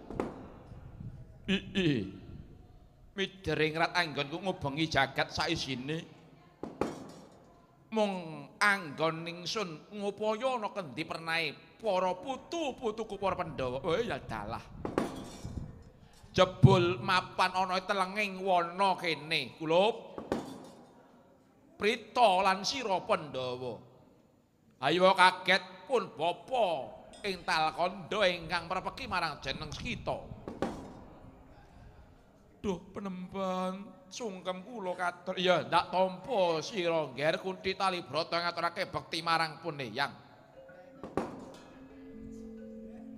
Wah, eyang biasa.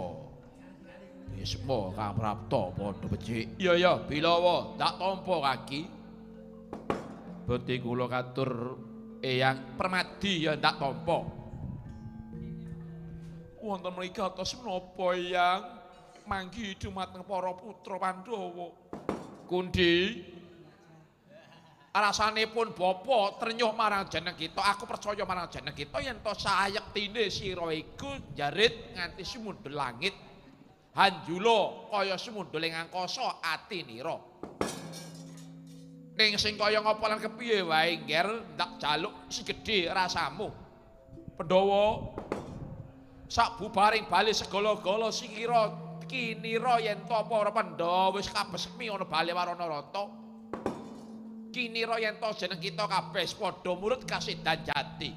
Dia mung pun bapa ingkang duweni atek-atek yen to para Pandhawa ora bakal sirna. Mula kang saka kuwi pun bapa kraya-raya ngupaya ana kendi mursane para Pandhawa. Pahala dalah. Jebul pinanggi ana kene Kulup. Unta lan Werkudara apa dene liyane. Saklungane para Pandhawa Ngastina iki eneng ratu anyar kang seneng kae ngaluhur jalaran kinira yen to Pandhawa wis seda. Mula Drestarata Higra minisuda atmajane kang barep yaiku si Duryudana. Dadi ratu ana negara ing Ngastina. Ning aja cilik atimu nggar Pandhawa. Praptane Puneyang ana kene ora kepengin dadi banjide Mbang Silatan malah kudu dina iki paring pun bapa prapta ana kene bakal paring pituduh marang jeneng sira para Pandhawa. Wis ngger lilakno ikhlasno negara Sina dadi panguwasane Duryudana. Ning aja cilik atimu bakal tak ijoli negara Sina kanthi alas gong liwang-liwung sing ambane ya ora adoh karo ambane kutha raja negara Ngastina. Alas Wanarawata utawa alas Wisa mernani kae Babatana nggonen mukti para Pandhawa syukur bagi iso gawe kutha raja anyar ingkang iso ngimbangi marang para Kurawa. Meraina samabangi wangaruna kadinetraning muga rapuh sabdaning gokilaring ringan nikara sakatara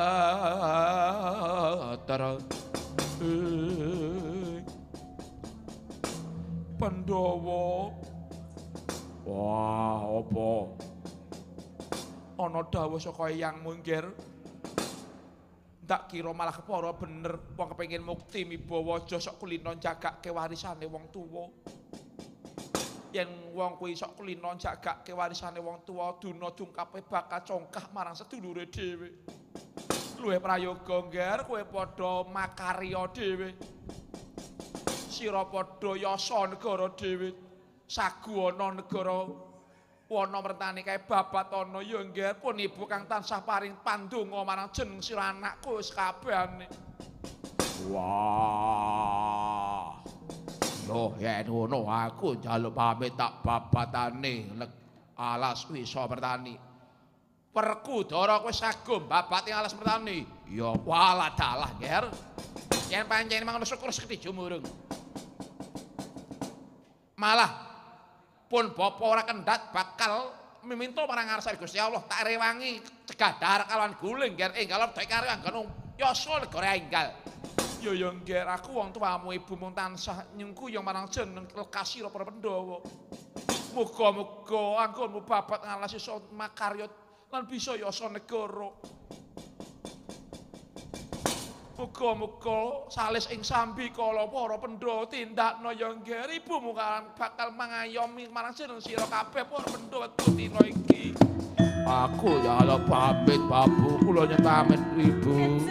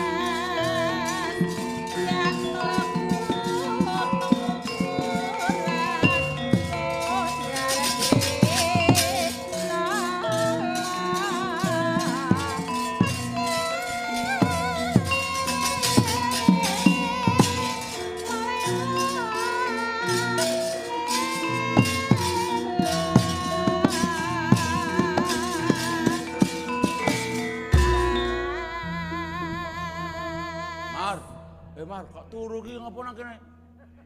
Dek malah turu lho. Ki lho arep bubar. Mar. Tangi arep bubar ki lho. Lah dalah. Oh, wong tuwa ki angger ngantuk mlaku yak-yakan ngidak ya apa-apa wis. Mlaku nggawa amplop kok aku diliwati. Wah, wis. Iya. Ditenono. Angger wirawiri nggawa amplopne tak dongake gigol. Wah, tak tututi ndaraku wektu dina iki.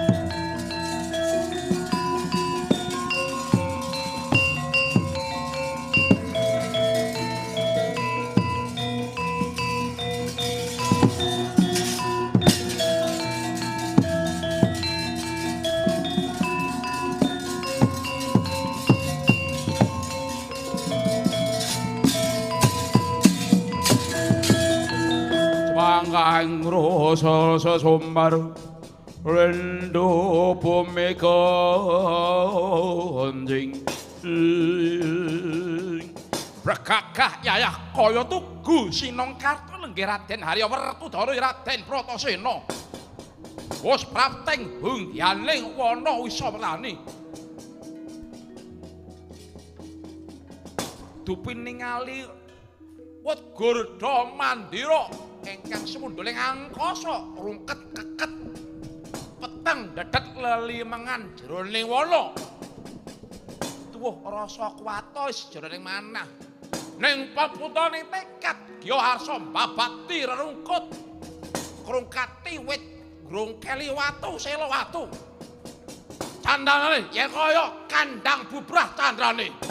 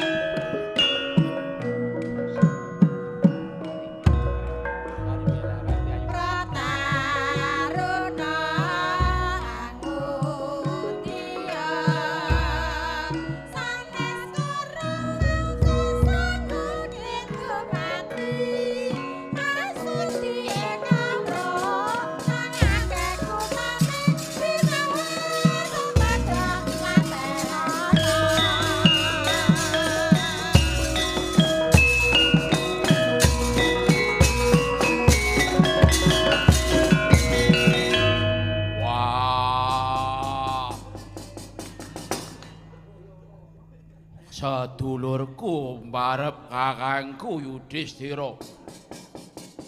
Ya Dandun Wacana apa? Wah, negarane dhewe ketekan wong perang tata cacahe 5. Babati alas ndongkeli sela. Rubuhke kekayon. Wah, iki banjur piye kakangku? Adikku di pancen wis tekan kodrate mangsa kalane yen to wektu dina iki. Ayo. Sira marang Sadi marang pun kakang kabeh wae. Wancine wis golek panitisan.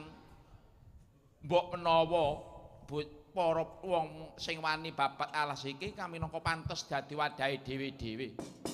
Ya kanthi cara iki ayo padha mbuktekke yen pancen kuwawa marang kridane dhewe. Iku bakal pantes Sindudarsana pantes angratoni negara ing Ngamarta kene. Wah, yen pancen mangkono. Wis teko mangsa kalane aku manut-manut wae. Mula kang saka Kyai Dandun Wacana Suparta. Sira Brama Ganti lan Tripala ayo nderek manampun kakang nemoni manungsa ing kuwani. Ngrusak negarane dhewe mulai makaten kula derekaken Koko Prabu. Monggo Koko Prabu, monggo Koko Prabu ayo Dandun Wacana. Wah, tak derekke.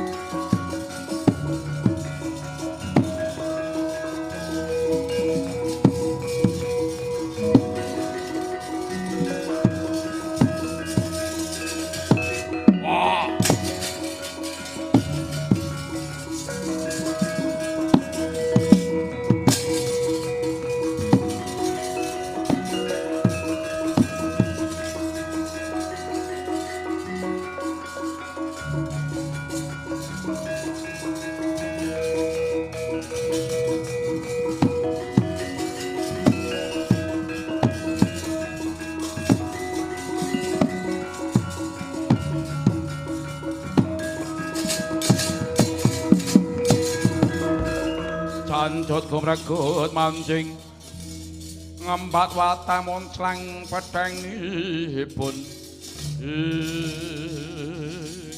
Sapa wani ngrusak negaraku? Aku Bratasena. Lek nomripatmu iki dudu alas ning kraton negaraku. Mbuh ora edep. Aku nek arep babati alas wis mertani bakal tak teki negara anyar. Wah, lah surak marang kadonyan yen pancen arep njaluk negaraku.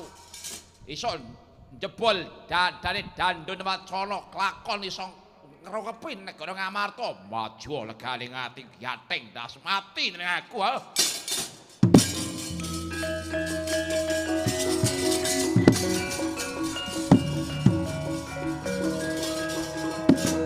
Wah, yen. Oh. Ah.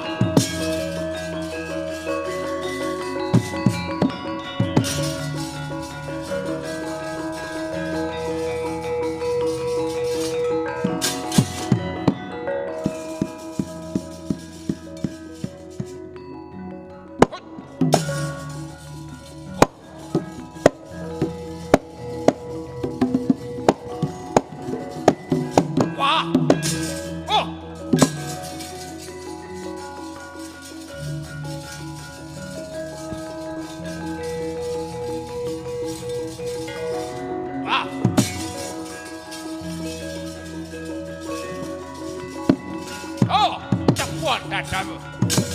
Ha. Wah. Wah. Ha.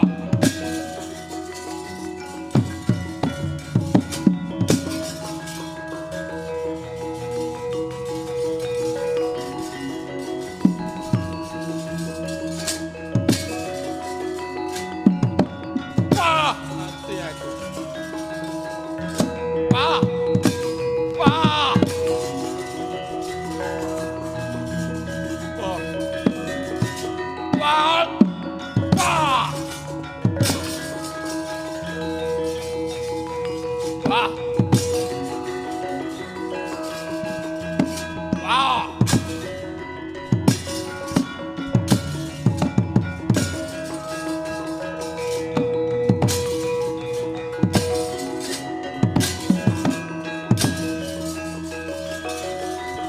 Hut. Wah. Wah.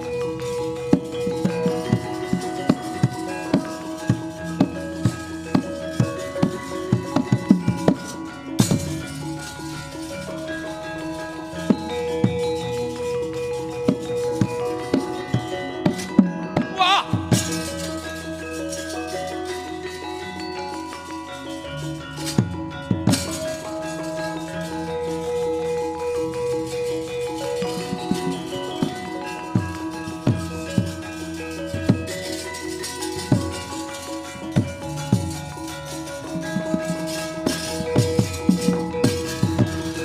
Wah, jebul pancen perwira kena kanggo pengayoman.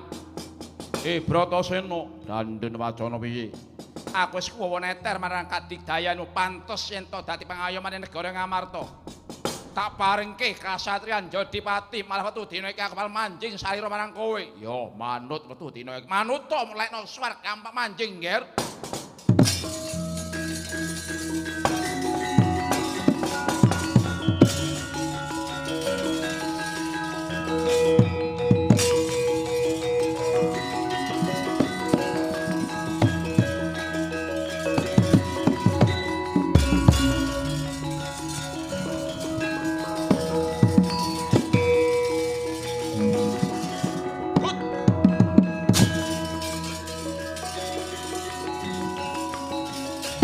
Ah.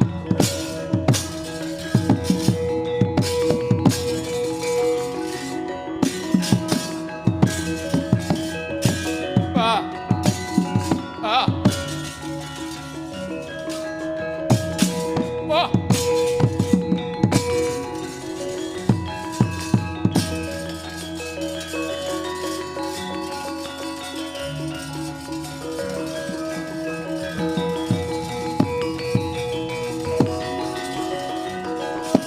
Wah. Wah. Wah.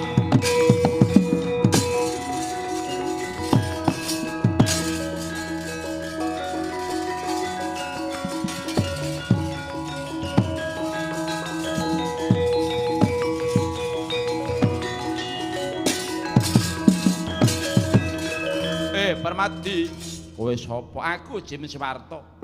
Aku ngaku kalah marang jeneng sira malah metu dina iki kasatriyan Madukara ndak paringke marang jeneng Sita. Keparenga lek buka lawang kasuwargamu aku manjing marang jeneng Sita kita jeneng Suparto agemen salawase uripmu Permadi. Nggih, ngestake dawuh.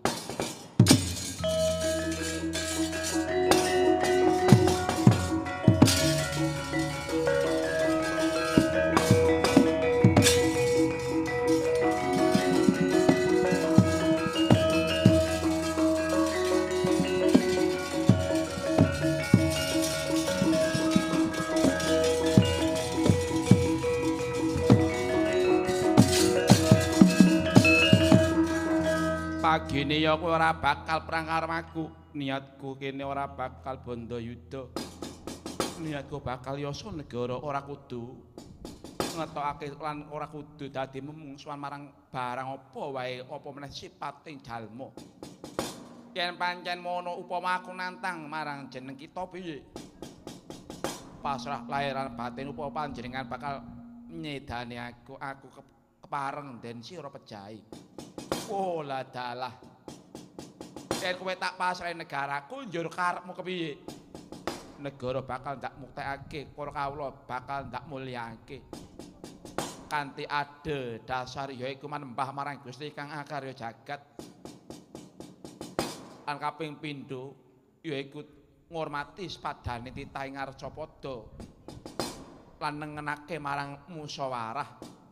Jroning musyawarah mung diwakili marang salah sawijining titah ingkang pancen wis limpat ing kawruh lan nindakake adil para marta. Walah dalah pantes dadi ratu ing negara ing Ngamarta. Aku titip negaraku ya Raden.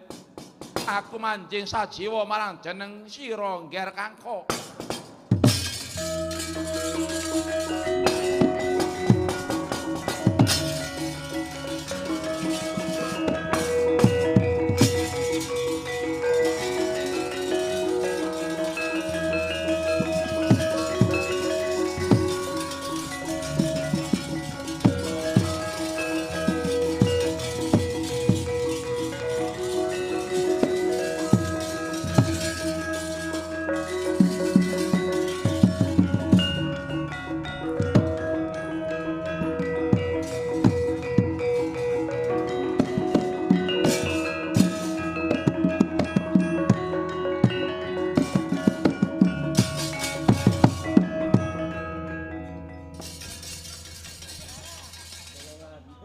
Semar ke ngaco. Mar. Wis do sepo-sepo lama-lama gawe-gawe. Aku ki ketungkul angger nang omah, angger aku nang omah ki angger ngebuk weteng suwuk.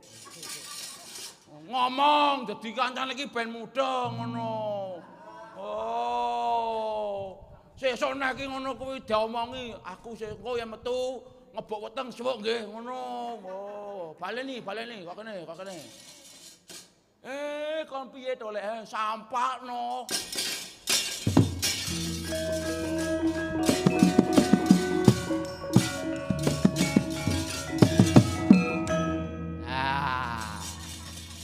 Wah, wis kaya rombongane wong edan ngene dhewe. Suwuk sanggon-gon. Anakku Ngger Puntadewa lan Pandhawa liyane akarya bungah tiasing pun ibumu. Kanthi tulus sing rasane atimu sira kuwawa bisa mbabati negara Ngamarta lan dadi endah kaya mangkene. Wah, iki tanpa beda karo negara Ngasina. Iso ngimbangi endahe negara Ngasina. Kula iki sawar sinuwun.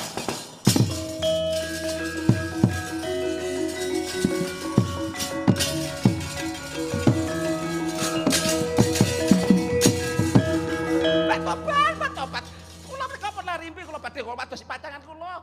Paduka mriko sinten? Iki ana buta wadon aku Dewi Kunthi Talibrata. Kula penarimpi Gusti Ayu. Kula niku badhe golek pacangan kula. War golek pacanganmu kowe le mak senengi iki sapa? Aku mau ngono wae. Aku ya ora doyan, ora kolu. Marai gumoh delok wajahe. Kaya ayu-ayu. Sing mak goleki sapa? Kula menika tresna kali Raden Werkudara. Kula tresna kali Raden Bratasena, Raden. Raden ayu kula pengen goleki Raden Bratasena lho, Raden bet. Bratasena apa? Rene. Eneng wong golek iki lho. Sapa? Rene yo. Rene cah bagus, ki ana wong golek aku. Kono dinyangi kono. Ora melu-melu aku wong tuwa kok nggih.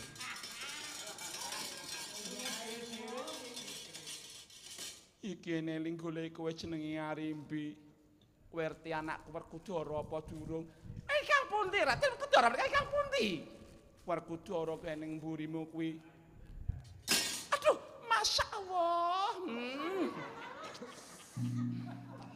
Piye wong kok gedine rame-rame gedine awake ya ampun mentah kaya apa gedine gemes aku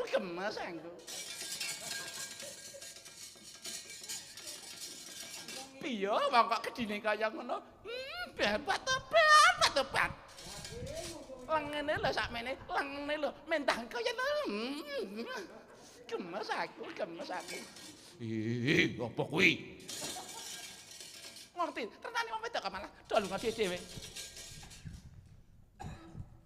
Apa. Sampean goleki sinten? Aku kali Raden Udara sing gedhi kae lho. Ora likur kae tok sing gedhi, ngono ya gedhi. Oh, angger yaene iki reaksi wae. Kowe sapa kae luwih dawa banget? Ya ampun kok mapan nang irung iki dudu nyes ora sak. Pun nika Mang Nyangi. Poh. Wis kono to. Kemang rupane gilani. Bat-bat awak kok kaya ngono gedine. Kula pengen ladar karo jenengane Raden. Kula pengen ladar batu-batu karo Raden Bratasena. Pun nang kapak-kapak iki kula manut, pun aja dipicek-picek manut. Aja ngangge gaya napa mawon kula nderek.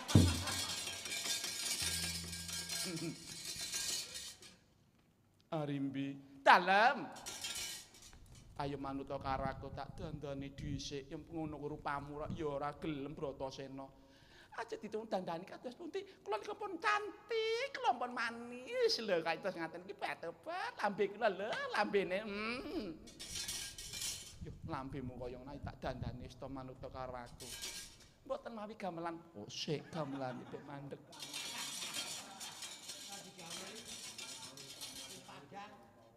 Ben karo doleren.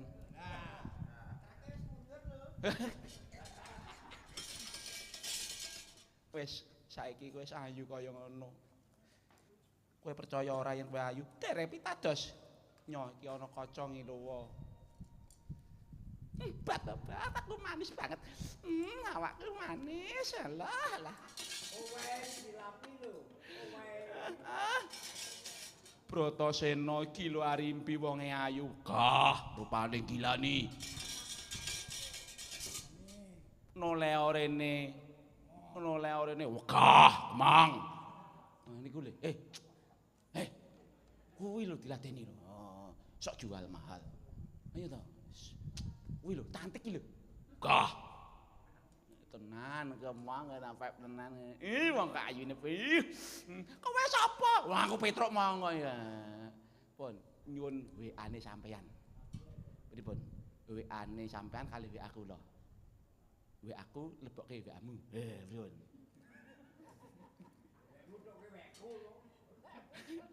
WA-mu elek. Elek WA aku.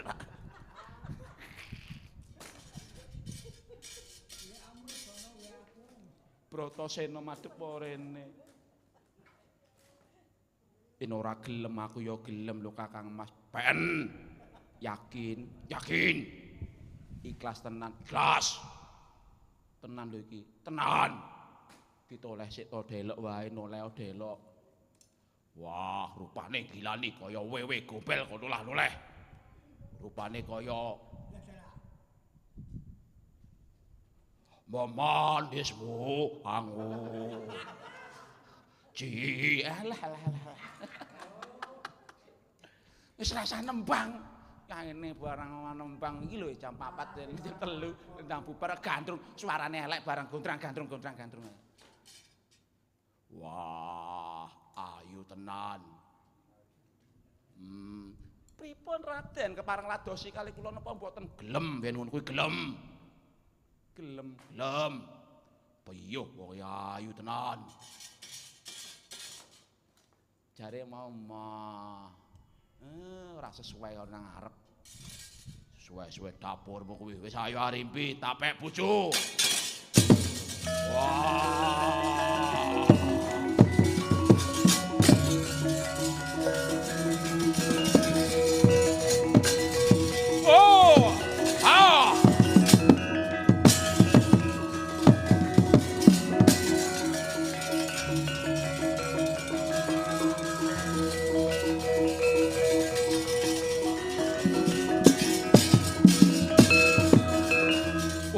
Kowe Bratasena, ya antiku wadon Arimbi mesti melu kowe.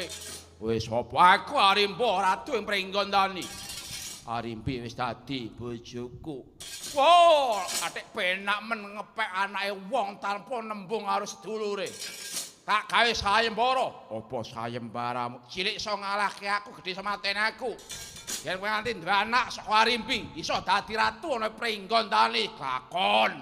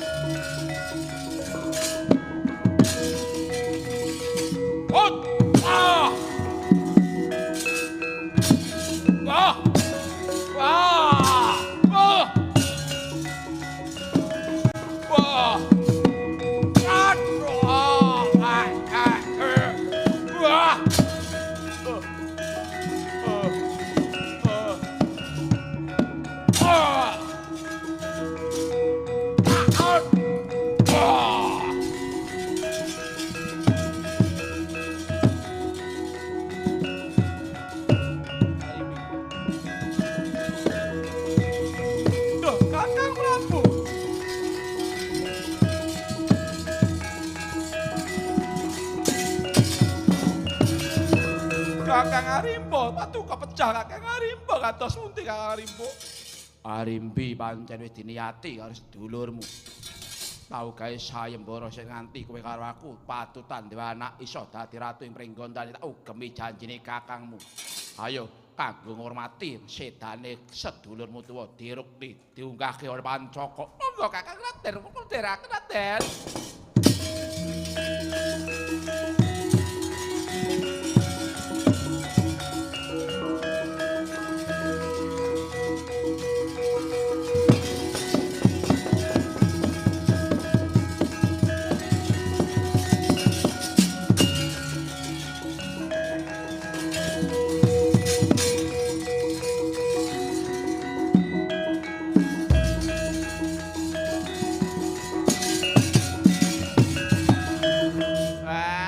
Ora mati malah itu negara ngimbangi negara Ngastina wae dalah. Kurawa, ayo tangi, Kurawa tangi negara Ngamarta sing anyar dirusak Kurawa. Oh.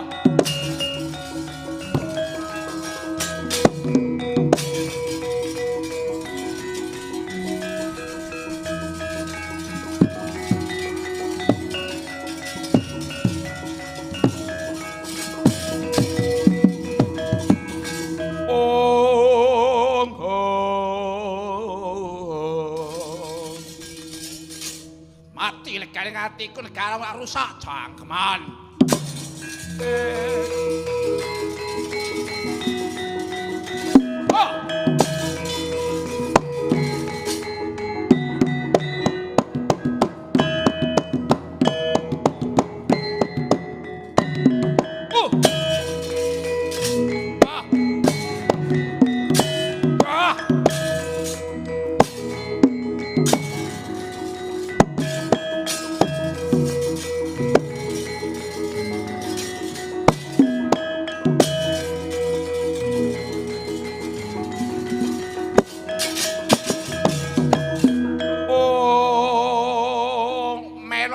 Awur-awur jangkem.